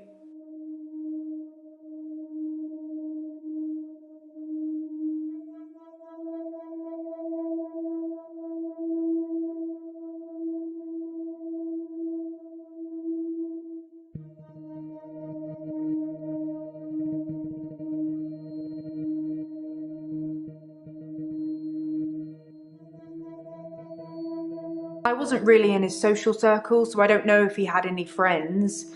In terms of enemies, I heard things get heated in his office sometimes, but I won't name any names.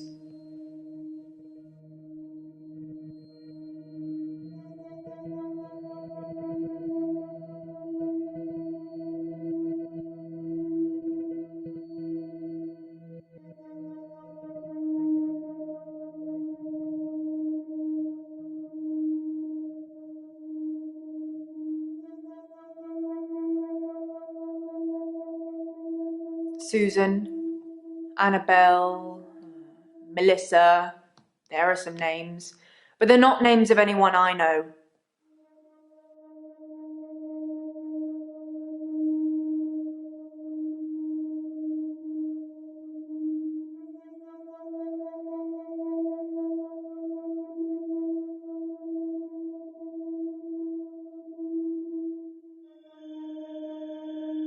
I don't know exactly, but a stabbing of some kind. We'll be getting the autopsy through at some point. I'll let you know when.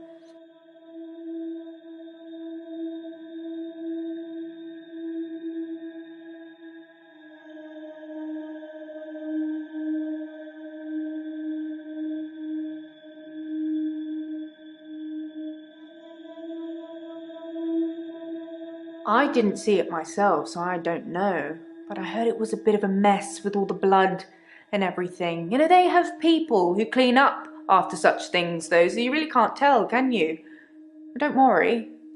That's a new chair.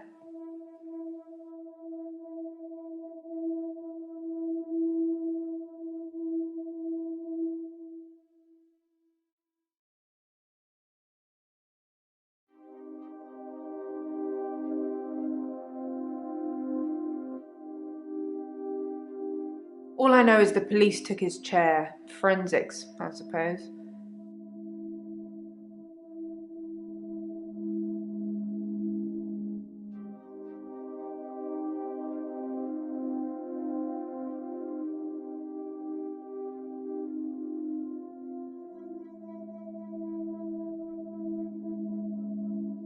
He was stabbed, so that's quite a personal thing to do.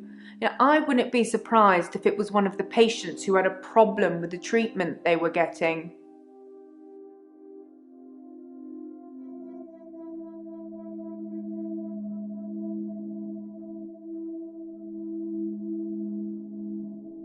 I'm just surmising. If you're unhappy enough to kill your therapist, they're probably not doing a very good job.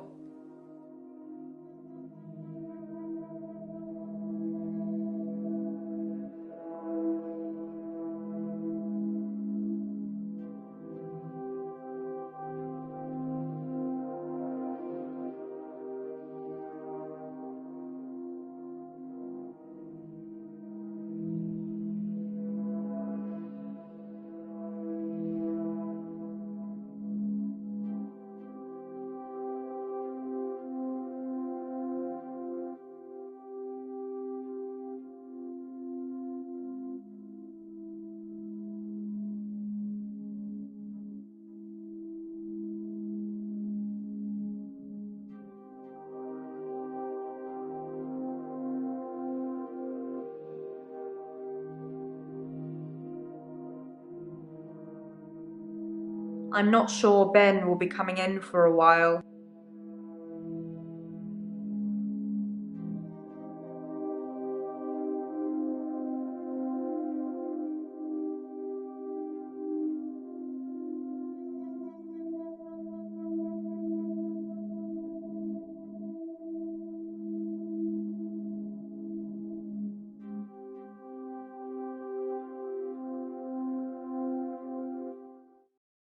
I'm having a loop day.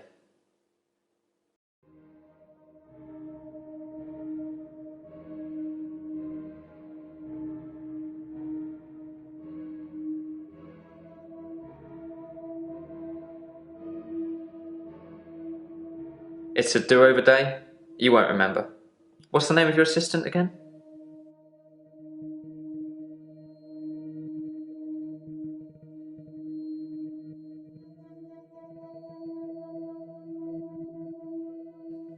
You didn't know that yesterday. Can you remember where I met Hannah?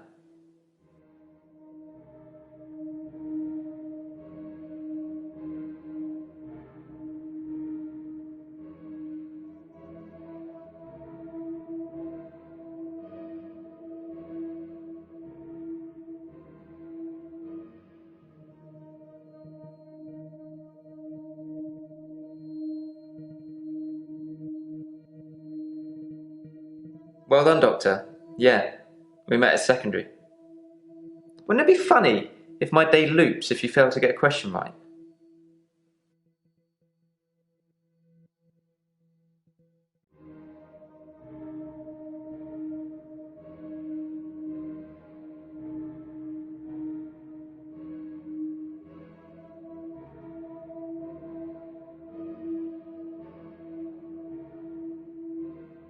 I suppose it's funny for you.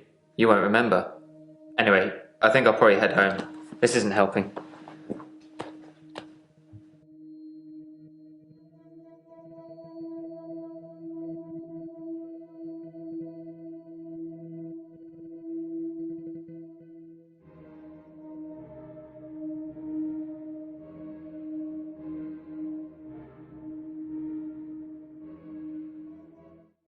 I'm having a loop day.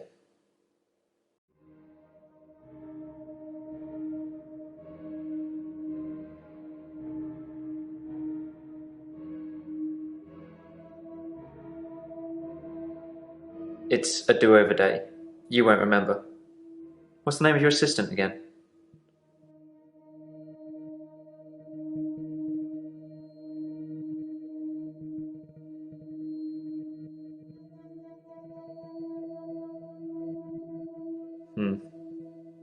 I suppose you did remember that yesterday.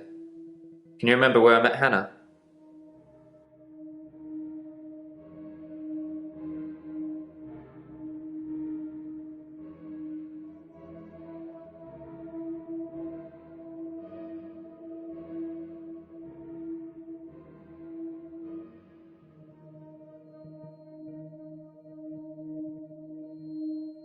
Yeah, at secondary school. It's been fun, but I've got a pill.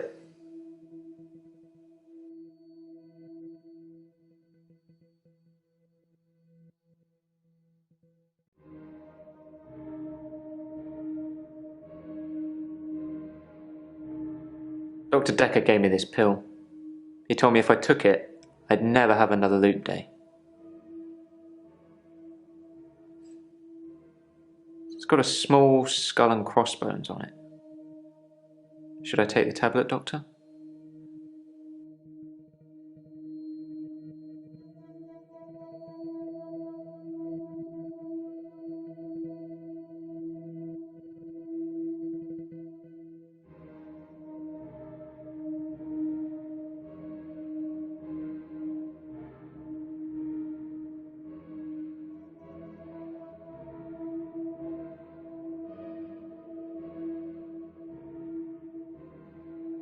You're cool. I don't think this is getting us anywhere, though. I'll see you tomorrow. Again.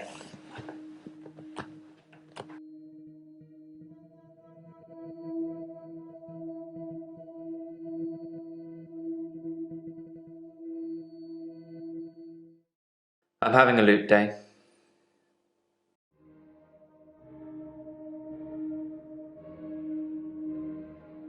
It's a do-over day. You won't remember it. What's the name of your assistant again? Well done. Can you remember where I met Hannah? Yeah, great. Is there anything you can say that's going to break this loop for me?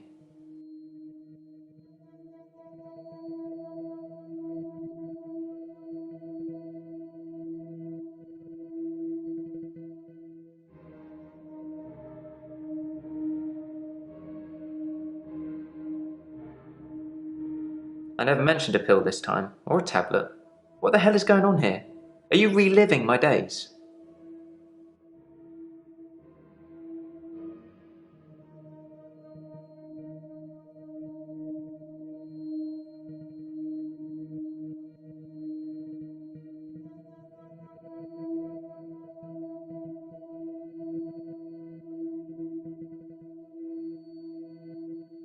Something somewhere has changed since you arrived. Like some kind of sim theory.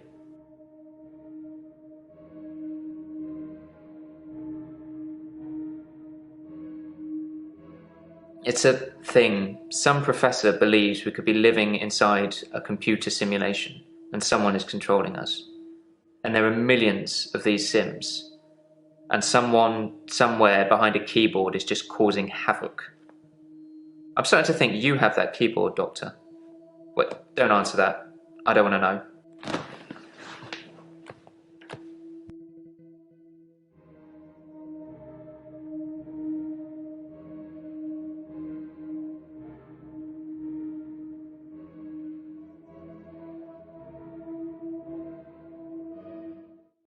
Midnight each day. On Valentine's night. Time as you know it freezes. 20 minutes past 10. Keep up, Doctor. Thinks we're going to smother her in her sleep. I'm a grave digger, Doctor. I was at home. David is my husband. All on my lonesome. Stabbed him with a steak knife. Nothing changes. I'm a qualified angel of death. When I'm dancing, You get this day over and over. Hilda. I black out. I don't think she's got long. And Laurie just... Naked on the beach.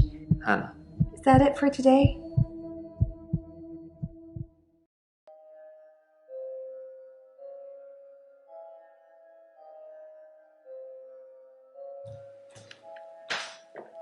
Ooh. Deja vu. Are you sitting in exactly the same place I left you last night? Oh, that's where it all starts, Doctor. Anyway, do you think you can fit me in today? Looking at the diary, it's just the usual suspects, and you must be getting sick of them already. I've got this for you, too. It's some more footage from Professor Alderby that was hiding away.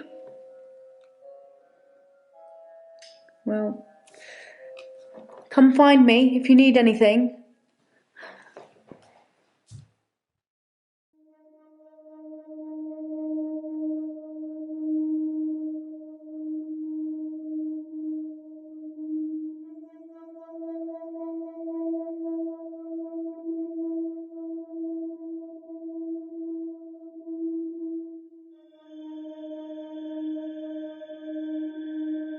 Nothing, of course.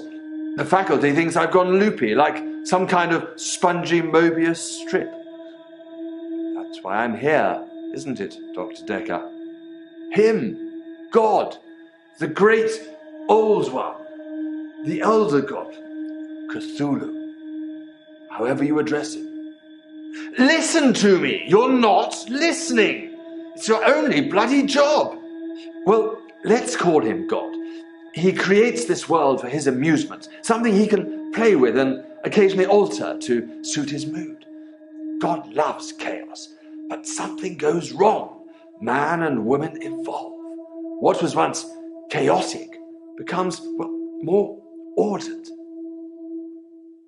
Without chaos, he has less power. When there's too much order, he becomes impotent. So he needs to instill chaos again. And do you know how he does this? No. And yes, but you're being too granular. He needs chaos so he can return, and the only thing stopping him is you. Not just you. You and people like you. Psychiatrists, doctors, nurses. Anyone who is caring for people who are losing their sanity. You have no comprehension how important your job is, do you? He doesn't need your version of insanity to spread. He needs chaos. It's not the same. It's just a means to an end. They're not all cultists, unfortunately. Once you see the truth, it's hard not to spread chaos yourself, to cause further insanity and harm your own. I doubt it. But can I make you question your reality? Definitely. But in doing so, I would be promoting more chaos. On the basis the central component of our universe is chaos, science can only document a perception of the chaos at any one given moment in time, as by definition, chaos is unpredictable from one moment to the next, which means that at any given moment, we can choose to alter our perception of the world, no matter how much chaos that would cause. In 10 seconds' time, there will be no gravity in this room, and we will float. 3, 2, 1. You think nothing happened. Where's your glass, Doctor?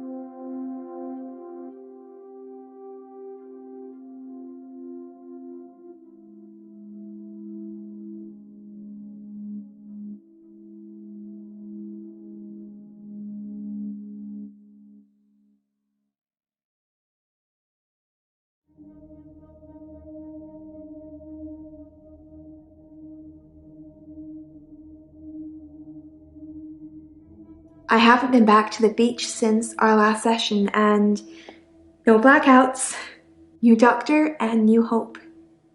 You're much better behaved than Dr. Dekker.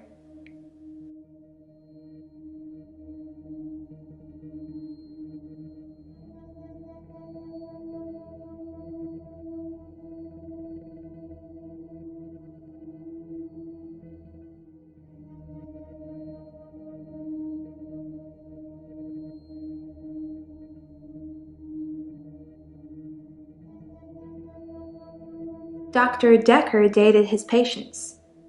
That's not good behavior, is it?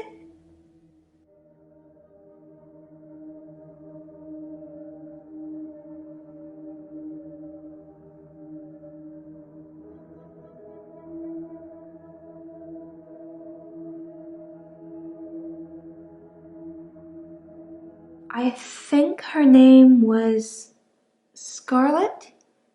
One of his patients, an older woman. I guess that's how he liked them.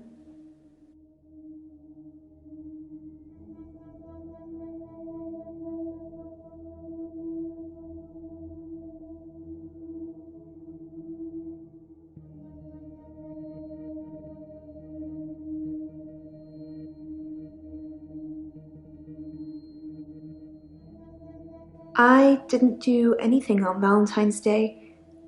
I washed my hair and then I walked along the beach for the whole night. It's actually true. I saw one of your patients actually.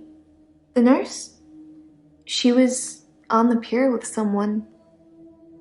Pretty much all of the night too, so I can vouch for her even though she probably didn't see me.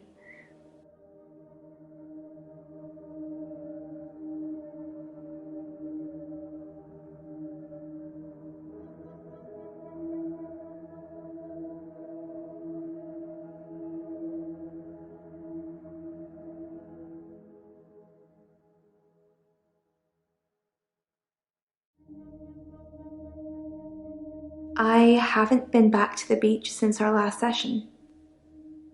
I've kind of missed it.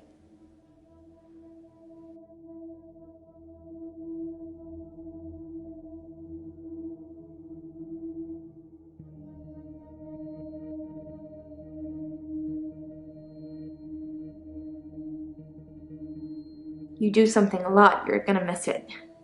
I suspect I'll go back there soon, but it's helped with the blackouts.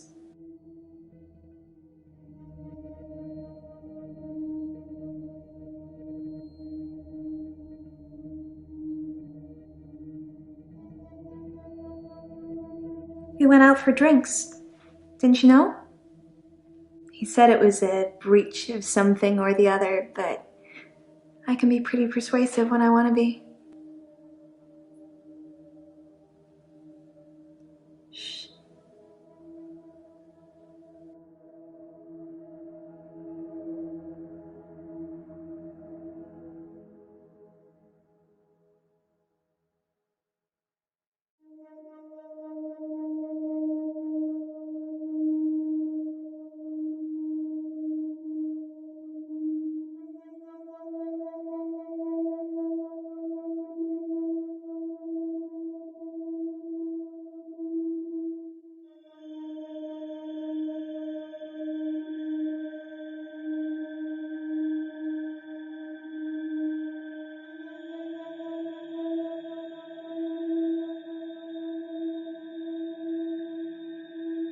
I guess it was a couple of days before Valentine's Day.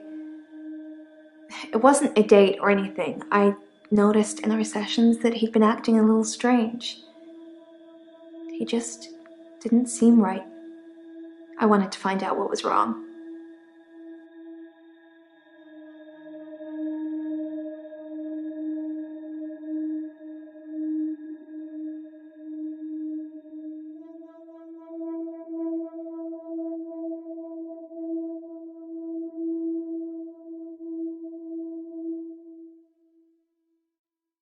Yeah, drinks.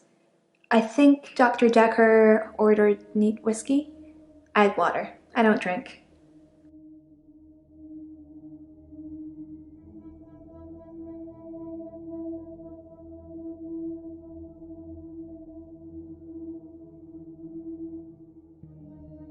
I know, it's pretty hard to believe, isn't it?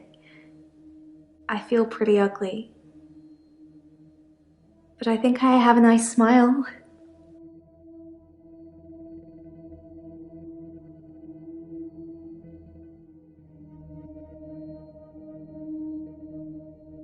Lots of people find me attractive, but I've seen something truly beautiful. It makes me feel dull by comparison.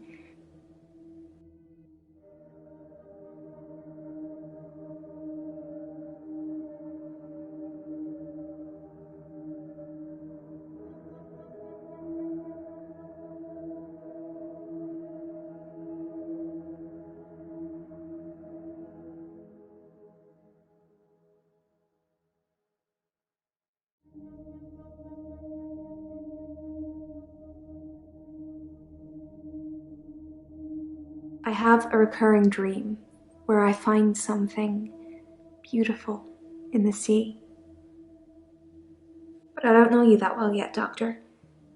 Let's wait a while before I tell you my most intimate secrets. Sorry to cut in, Doctor. I've just had a phone call from a solicitor. Ben's trying to sue us for nervous shock. Should I go and see him to talk it out, or should I find a solicitor to represent us? Sorry to be pushy, I just think we should act quickly before it's too late. Okay, well, just let me know.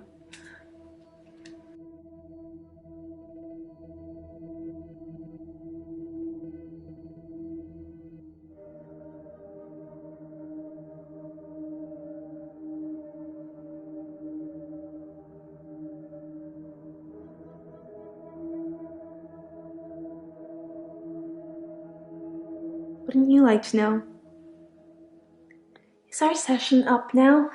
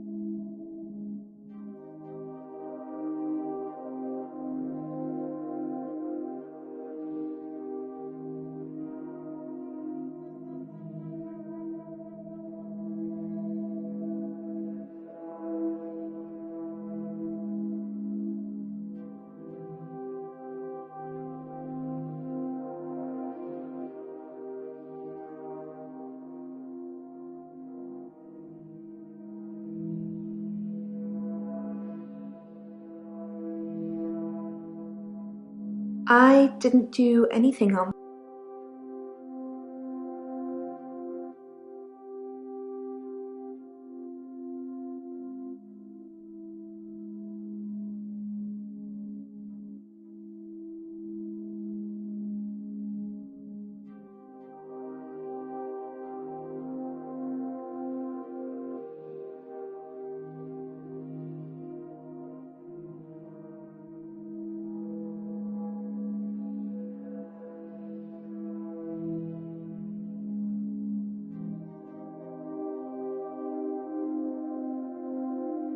Some girls say that they're washing their hair when they don't want to go out, but I was genuinely washing my hair.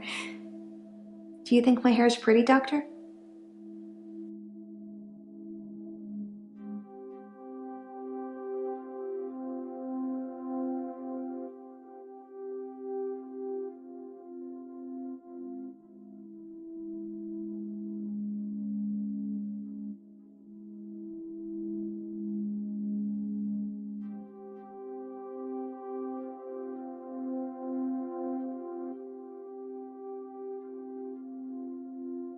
I've danced around in my living room, but no clubs since last time. I like dancing around in my underwear. Sometimes less.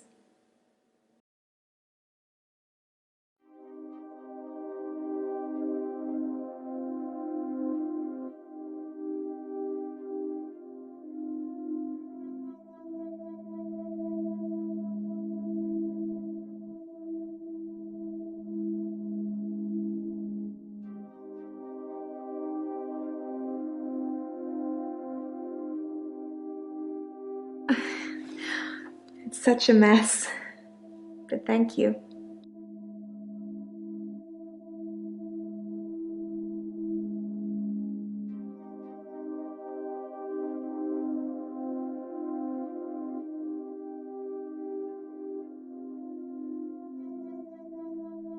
I'm insecure, Doctor. Isn't it obvious?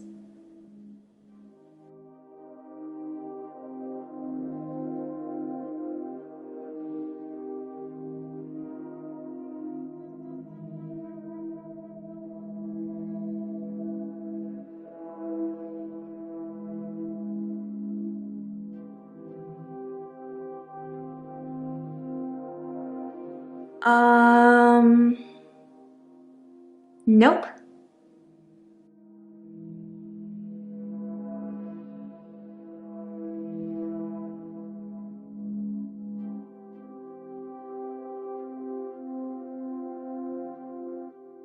I don't know.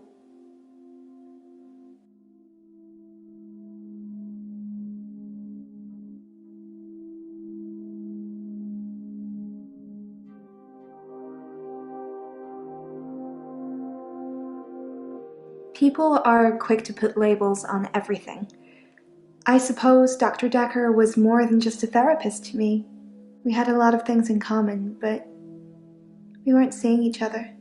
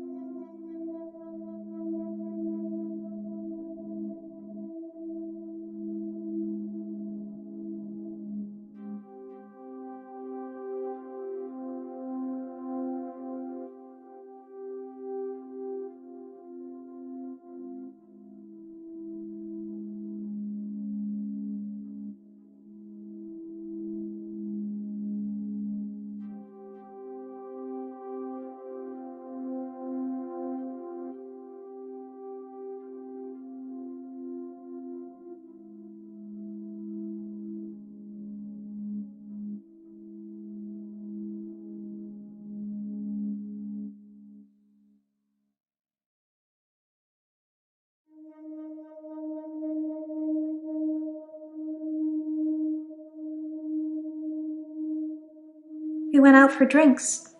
Didn't you know?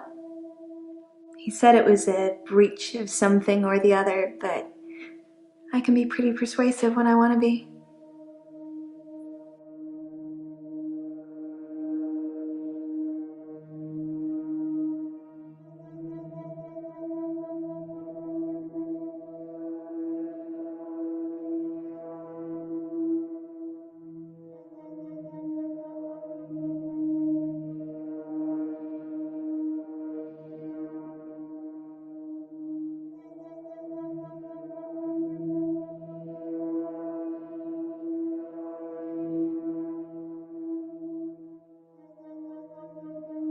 You know, like a breach of ethics or something.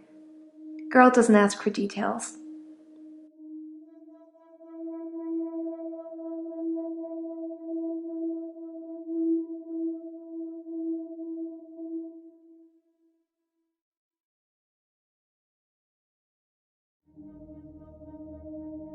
I'm not seeing anyone at the moment.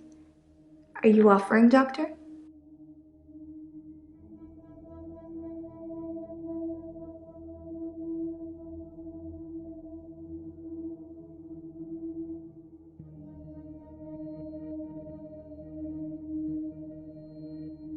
Well, you have my number, Doctor, and my address. I'm sure you can put 2 and 2 together, if you want to.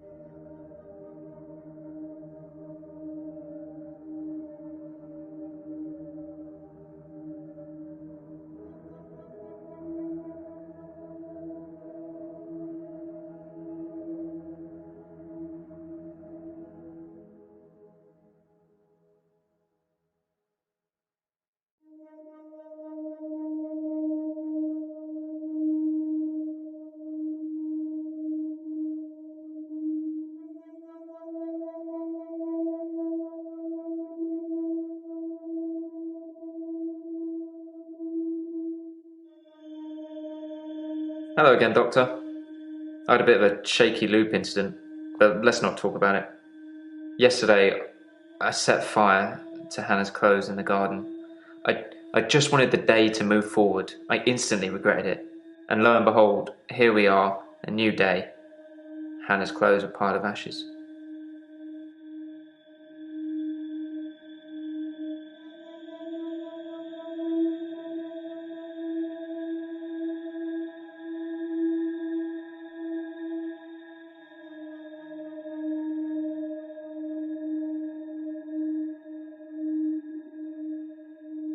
I was at Henley Church on Valentine's Day, visiting Hannah's grave. It was the anniversary of her death. Her parents wanted a huge funeral with all the trimmings. Hannah would never have come for it. It does give me somewhere to visit.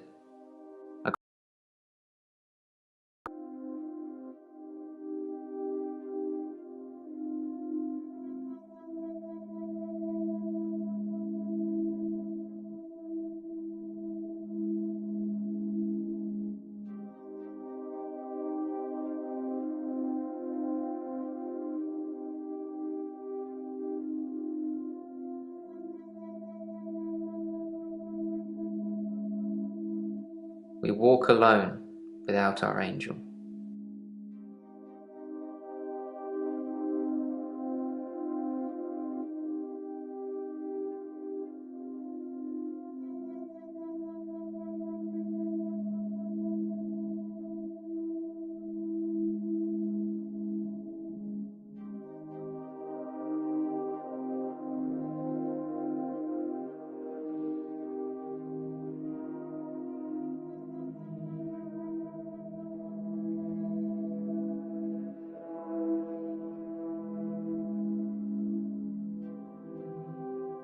I left Henley Church about 11 o'clock on Valentine's Day. I was talking to an archaeologist who said it uncovered some fossils resembling a strange cephalopod-like creature. Strange place to find an octopus, really. What? Do you think I've got something to do with Dr. Dekker's murder? Maybe you should ask your assistant who Dekker saw that day.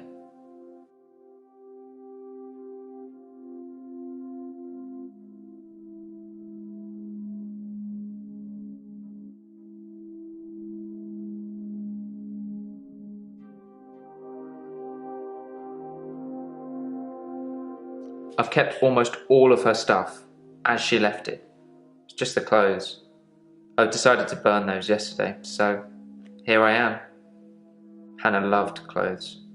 Every season she'd donate her entire wardrobe to some charity or another, and only buy stuff she loved. I was left with winter. I don't even know what her favourite season was. Does it matter? What's your favourite season, Doctor?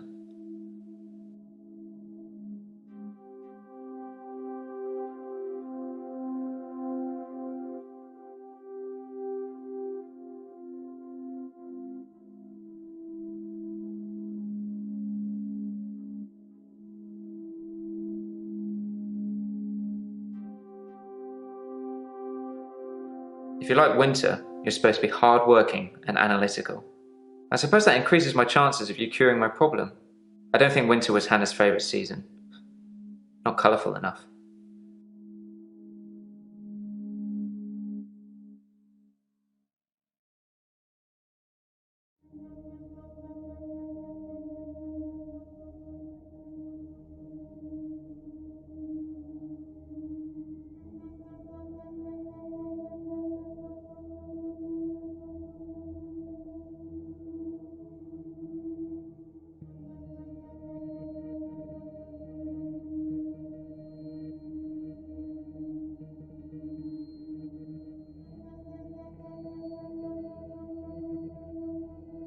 I'm not religious, but when I wrote Hannah's epitaph, I knew her parents would want some acknowledgement of the great bearded one.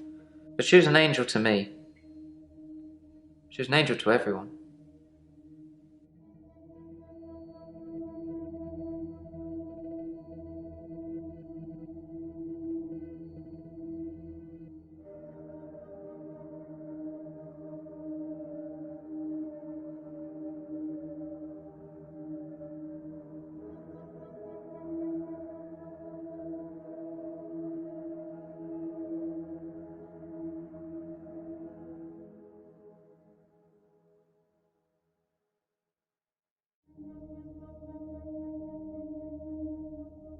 Hannah was forever giving to charity.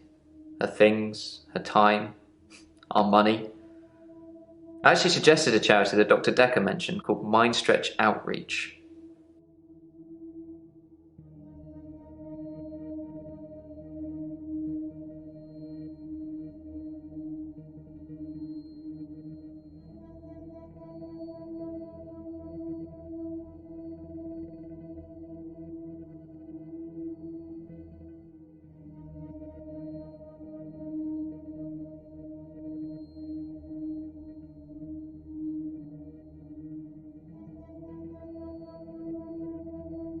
Mindstretch Outreach arranges programs for gifted children. It's for poor, clever kids who can't afford private education. It's not much of a charity, I guess, but it certainly ends up with a lot of clever people who are thankful to the people running it. Which, in this case, is Dr. Dekker.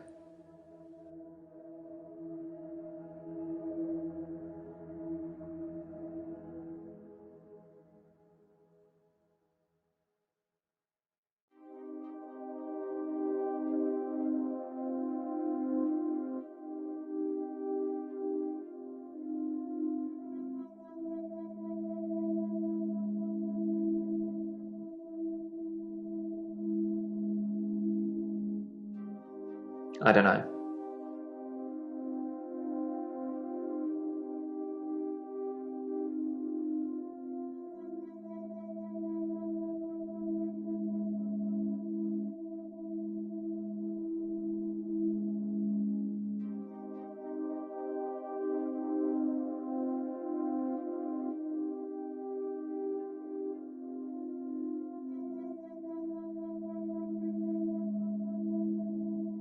I've been alone since Hannah. I can't imagine anyone ever replacing her. Not that I've looked. Do you think I should look for someone else?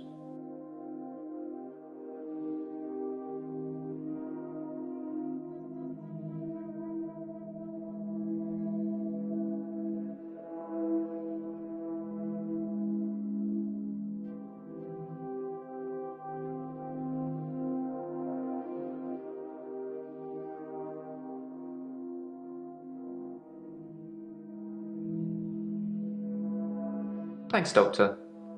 I appreciate that. I still don't think I'm ready to move forward in that respect.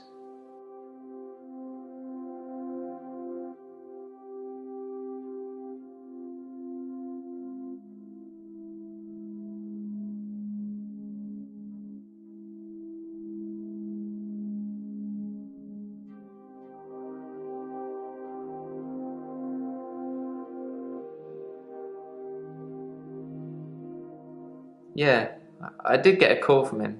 He was rambling on about something to do with hypnosis. My mind literally switched off. It must have been good though, because that was one of those nights when I slept through to the next day.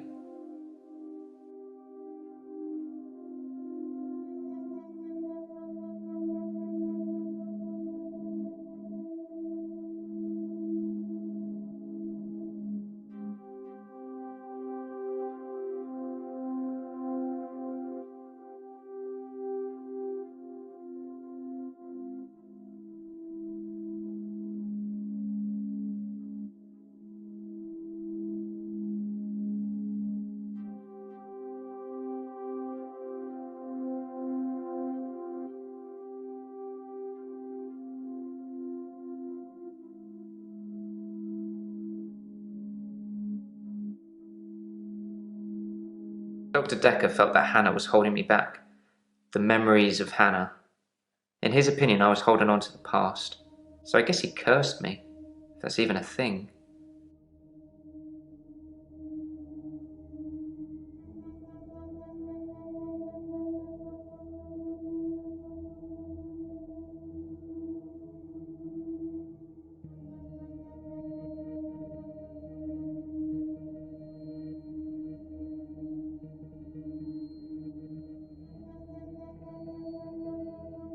Yes, Dr. Dekker cursed me.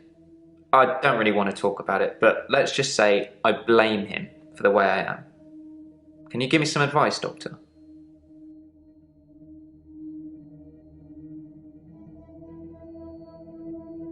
I've been trying to think how I can get past today. I've come up with a couple of choices. I could set fire to Hannah's photographs. I've got them in Dropbox anyway. But setting fire to the clothes did the trick. Or setting fire to a rocking chair. She sounds like an old lady, but she loved that rocking chair, which I've not sat in since. Which one do you think's best?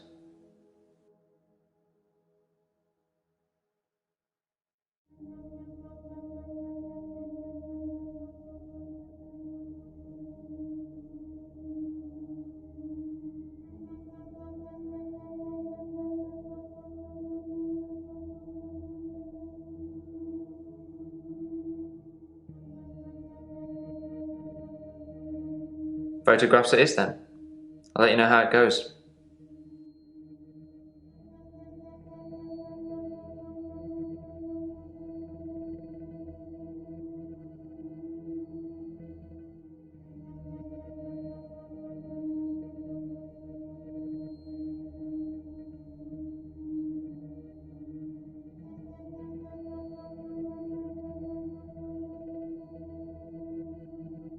It's a sea creature, like an octopus. I suppose they find dinosaur bones everywhere. Just because we're on land now doesn't mean millions of years ago this place wasn't at the bottom of the ocean.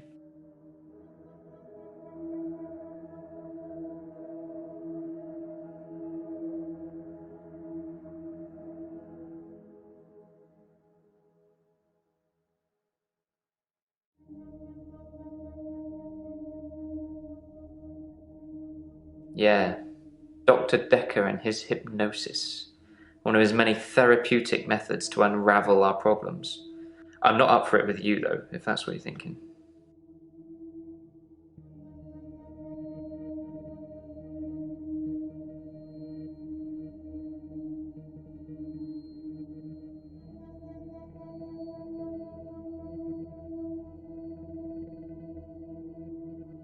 Hannah never met Dr. Dekker. She did donate to his charity once, though.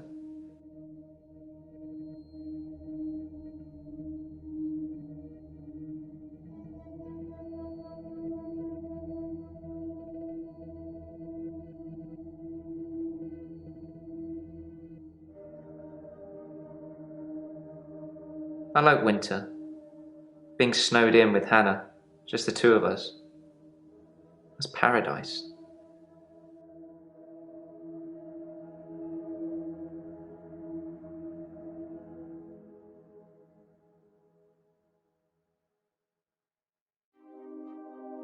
She's dead.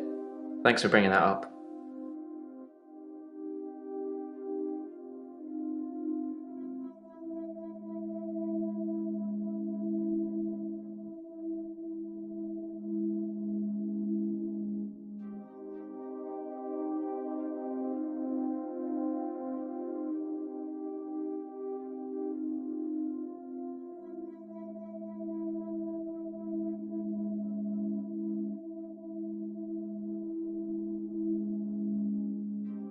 She stopped breathing. I don't know. I was 6. Something to do with her lungs.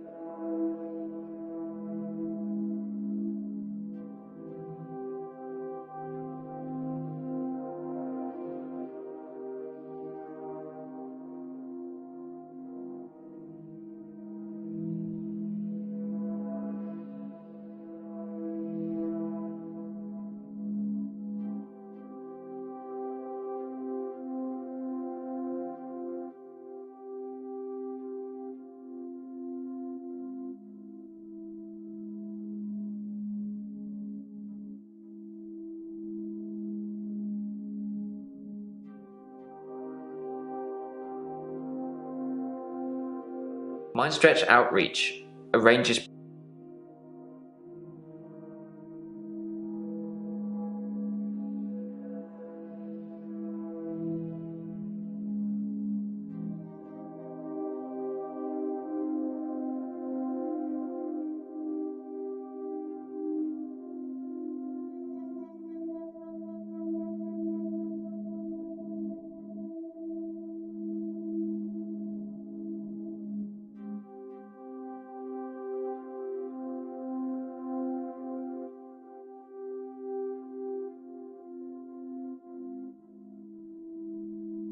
I haven't had a great day, to be honest.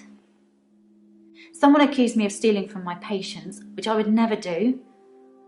Plus, Hilda's getting worse.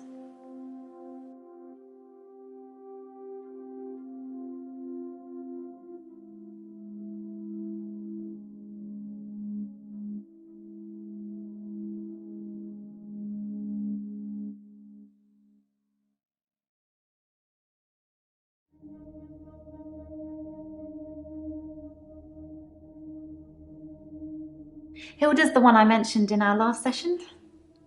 She's dying. I can tell. I need to see her before it's too late.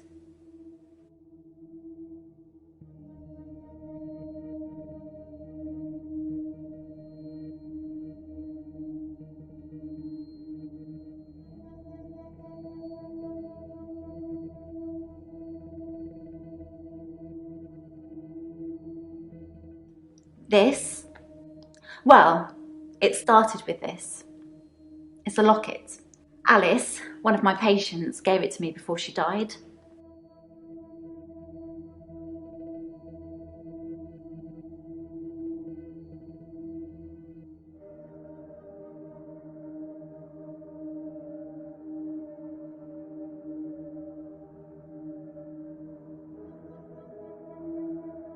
Help her finish her unfinished business.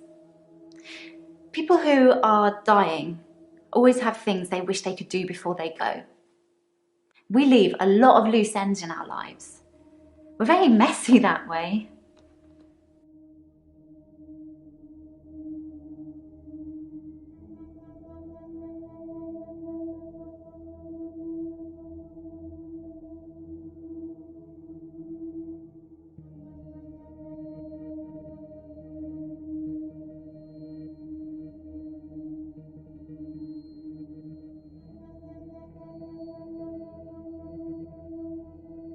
I have a few other things. A watch, a ring. One patient gave me a little china bird.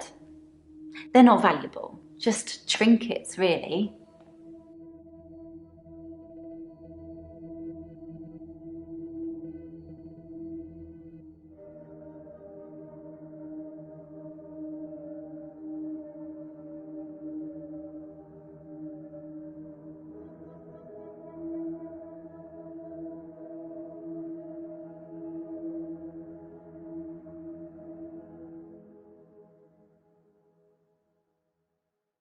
Hilda wants to see her daughter. She's in Australia, so I'm going to have to use my talent.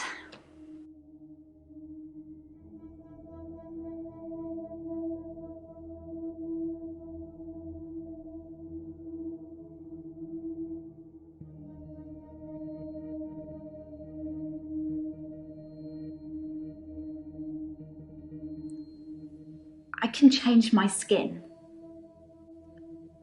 What I look like. I can turn into a patient's loved one. I just hold their hand and ask them to imagine that the person they want to see is sitting right here next to them, and I become them. It's how I help them move on. That's how I comfort them.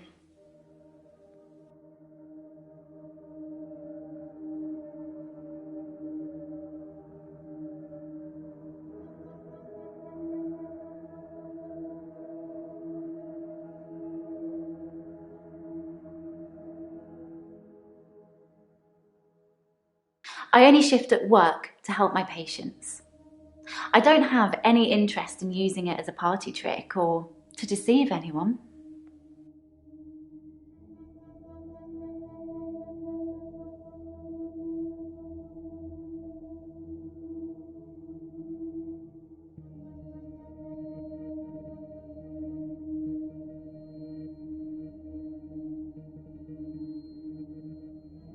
Strictly speaking, all of the patient's belongings should be passed on to family members after they die. But Alice's son never visited. He didn't care about his mum. Why would he care about some worthless piece of jewellery? It just doesn't feel right to me. What do you think, Doctor? Am I wrong to keep the locket?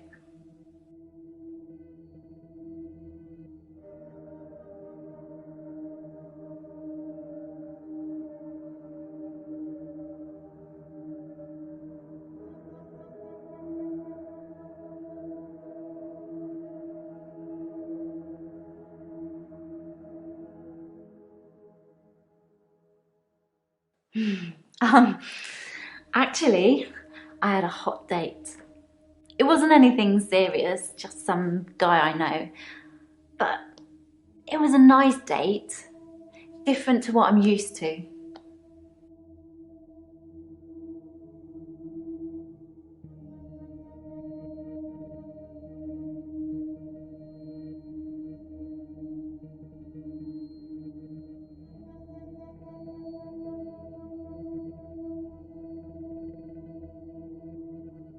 It was very traditional, old-fashioned, you know. Dinner at a nice restaurant. Then we went for a little walk along the pier, held hands, had a bit of a kiss. Then he called a cab and I went home, alone.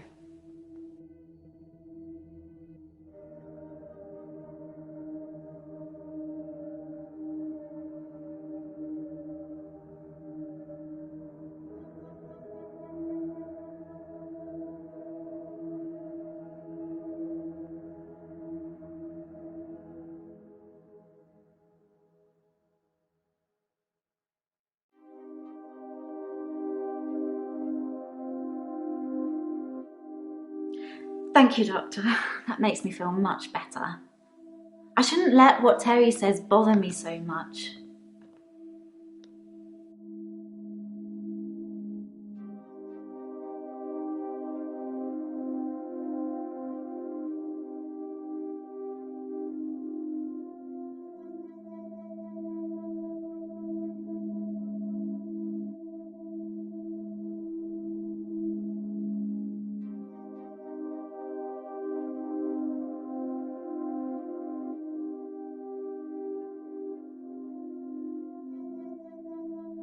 Of course, it was Terry that accused me of stealing.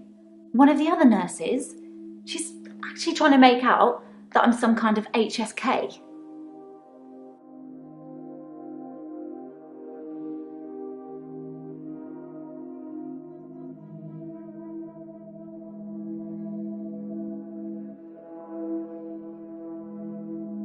Healthcare serial killer. You know, like those nurses that kill loads of their patients. I'm surprised you haven't heard of it. Anyway, because a few of my patients have died on me, and some of those patients have given me gifts, Terry thinks it means that I've been killing them off.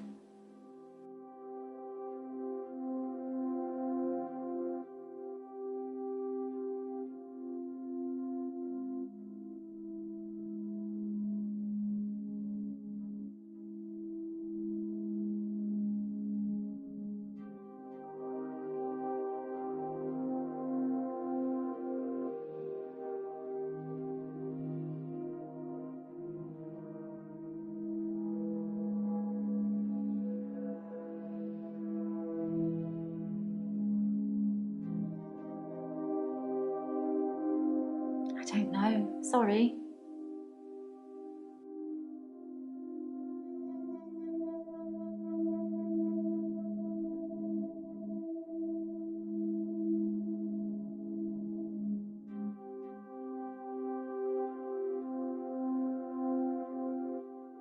I think it was about 11 when I left Max. I'm sure you could check with the taxi company if you really wanted to, if you think I need an alibi.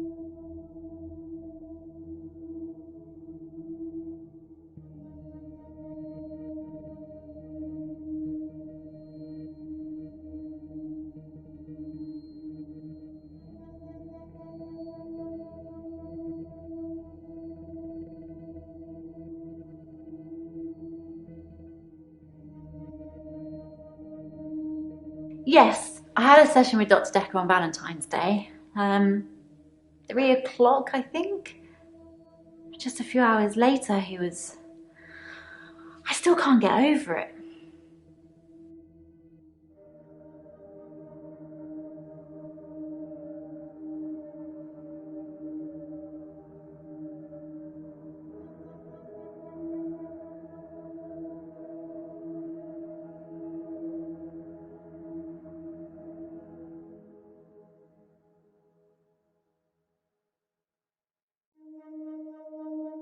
Dr. Dekker seemed fine on Valentine's Day.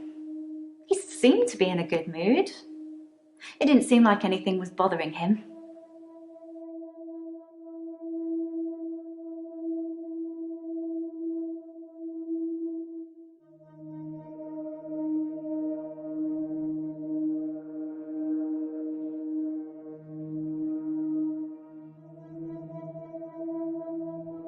I can sense it, you know? It's like when you're outside and there's a sudden change in the light or the air feels different and you know it's going to rain. It's like that. I always know when one of my patients is fading, even before the doctors know. Their energy changes. It sounds silly when I put it into words. I sound like my mum.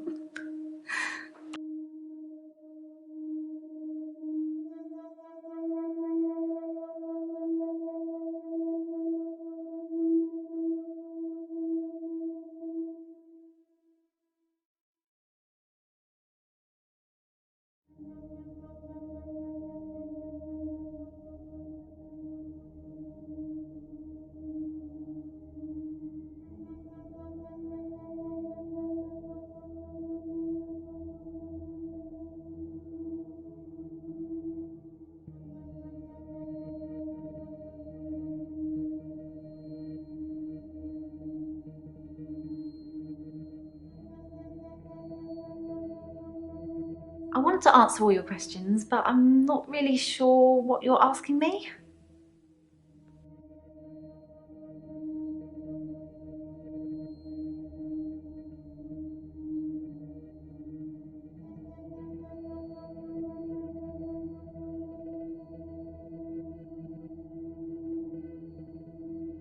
His name is Max. He's really sweet, but I don't see a future between us. He's not really my type.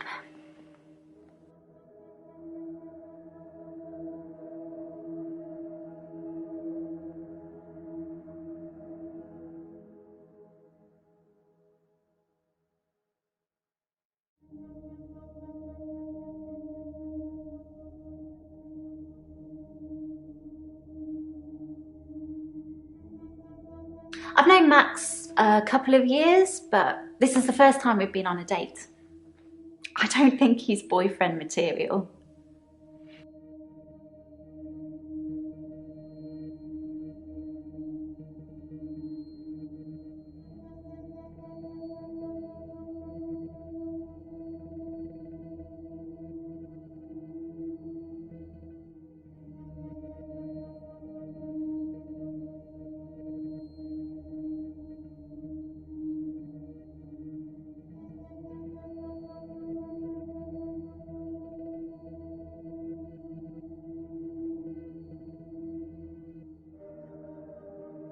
I've known Max a couple of years.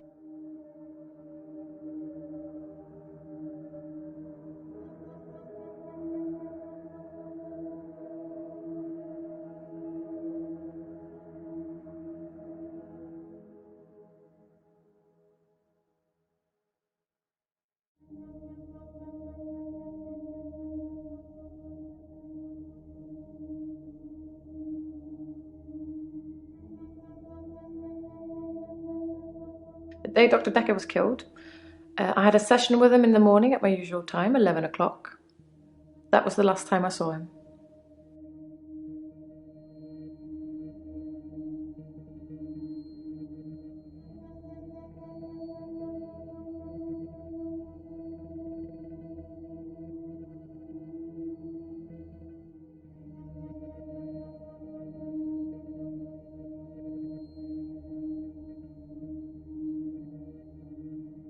Dr. Dekker made me an offer that I couldn't refuse. I'll be taking it to the grave with me, though. As did he.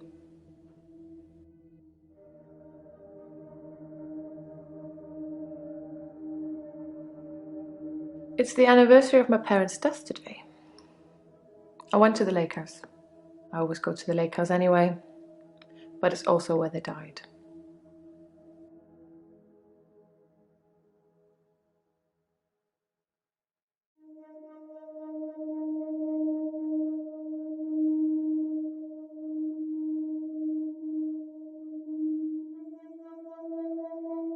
They died of carbon monoxide poisoning. I was staying at a friend's house. Otherwise, I would have died too.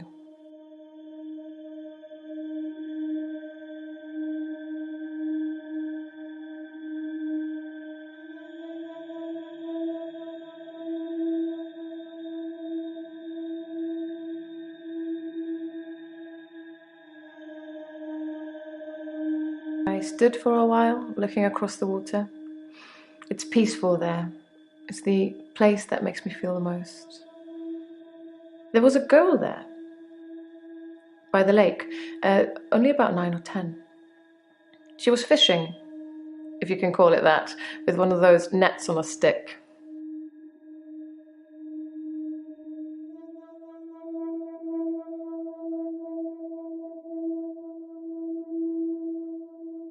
I don't know why I talked to her. She looked sad. I don't usually talk to children, but she seemed different, special. I'm allowed to talk to her, aren't I, Doctor?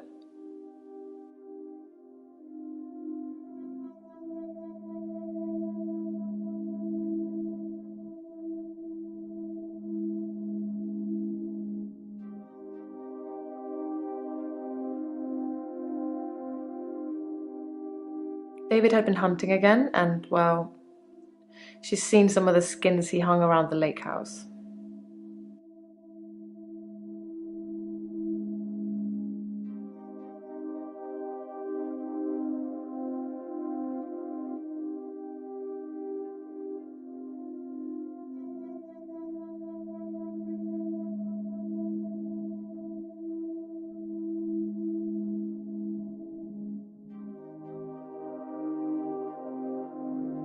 Animal skins. David hunts, then skins. It's horrible, really. He's not really good at either job, so the skins still have great lumps of bloody carcass hanging off them. I'm sure he'll get better with practice.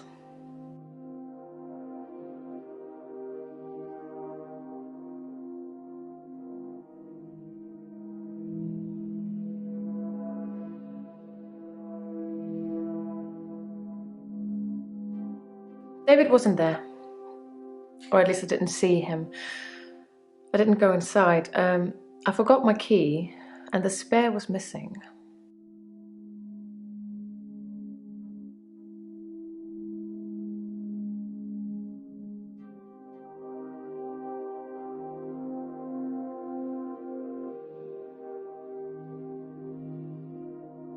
Good. It felt nice. I felt like I was being nice. I felt human. So I can find her and talk to her again, Doctor.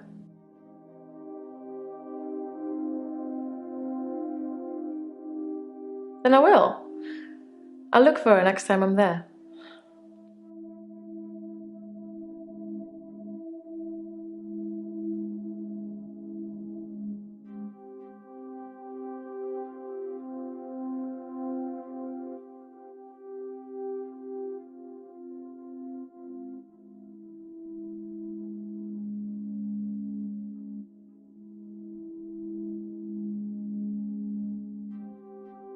Valentine's Day night, I was at the lake house, watching David, like I always do.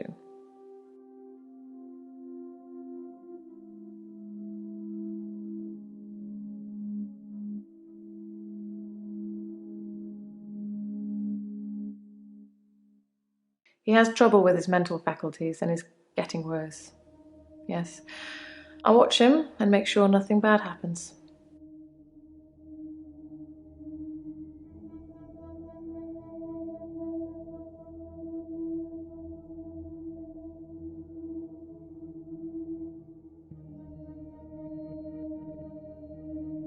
Love? Yes. I suppose I always will.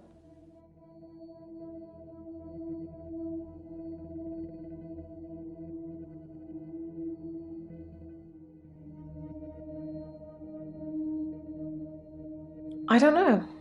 I suppose she just reminded me of me. I spent a lot of time alone as a child.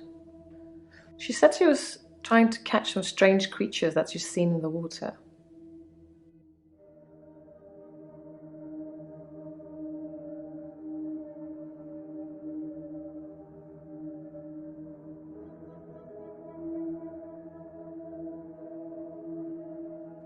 I don't know. Minnows, probably. Everything's strange when you're a child.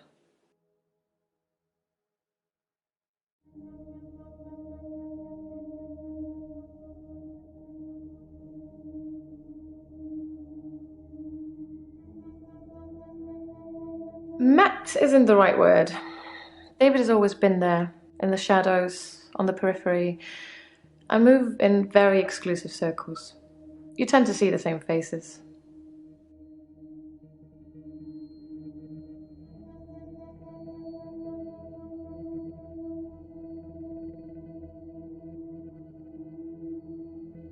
I don't move in any circles anymore. Those people were my parents' friends, not mine.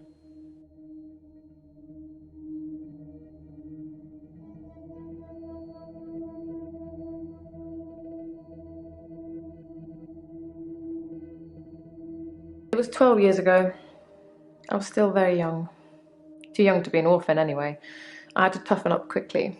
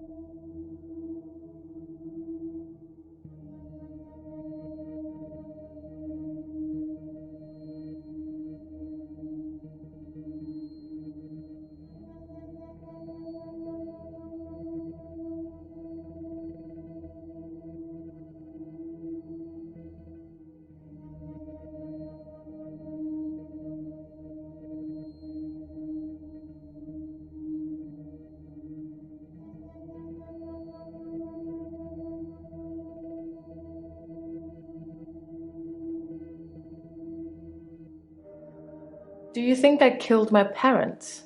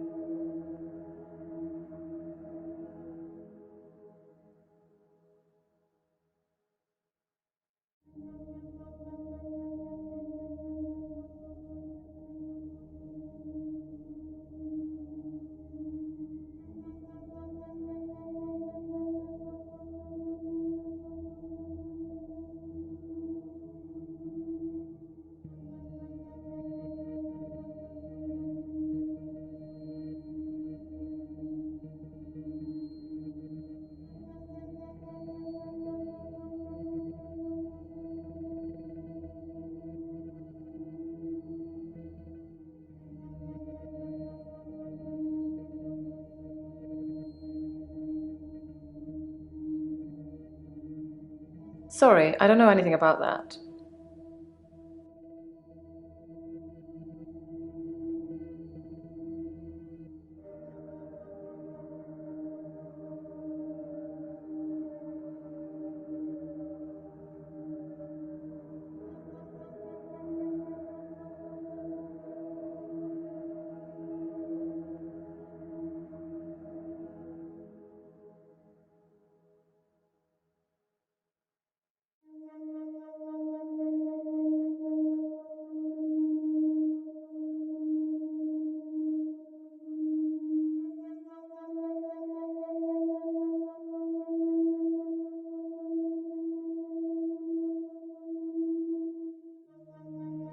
I don't remember my friend's name.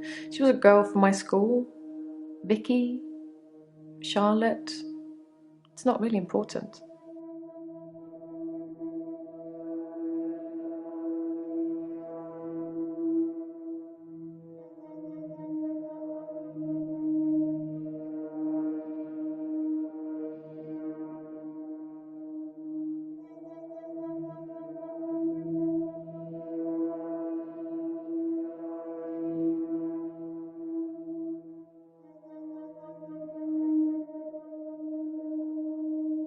Do you think I killed my parents?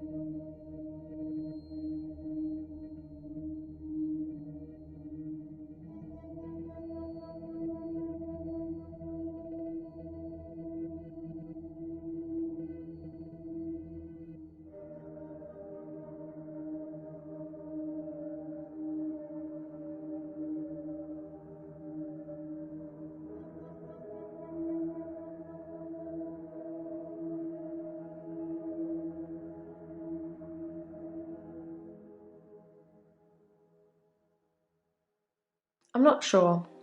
It was a faulty boiler, I think.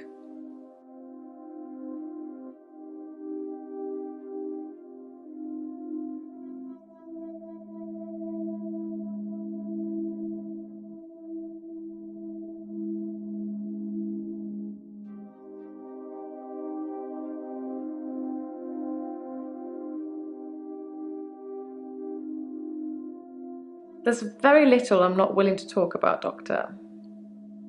But I'm afraid I don't know anything about that.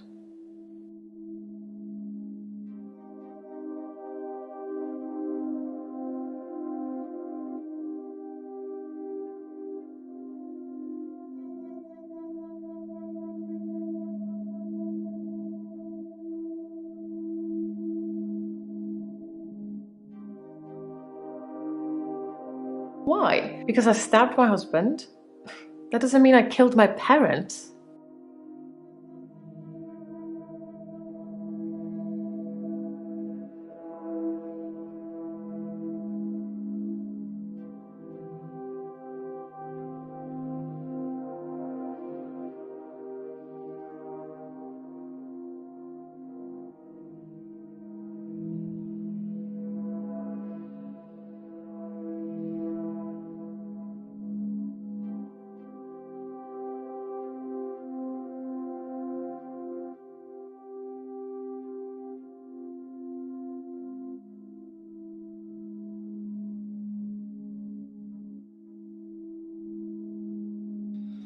Possibly a relative of yours.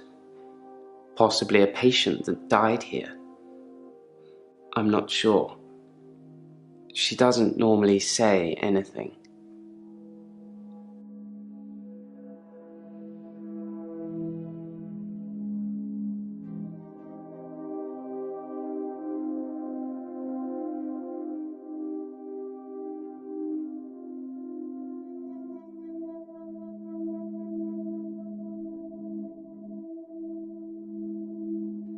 Sorry, Doctor, I dozed off there.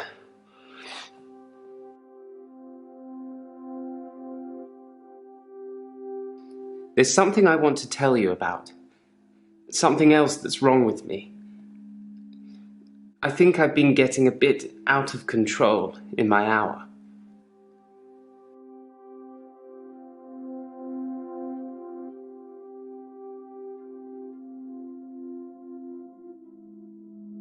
When I first got the hour, I was shocked, obviously. It took me a while to work out that everyone was frozen and only I could move, because I live on my own. What would you do, Doctor, if you had an hour where everyone was frozen? Go to a fairground?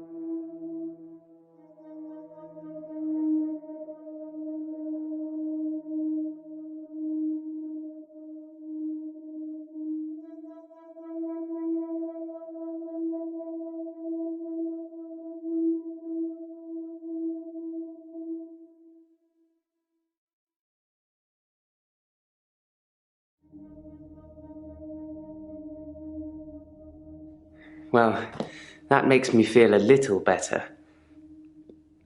There's a young mother, divorced, who lives opposite me. Jessica. She's friendly and says hello to me, smiles. I've always wondered what she looks like naked. So 1 hour, I broke into her house. She was standing in her bedroom. I took it as a sign. I took off her clothes and...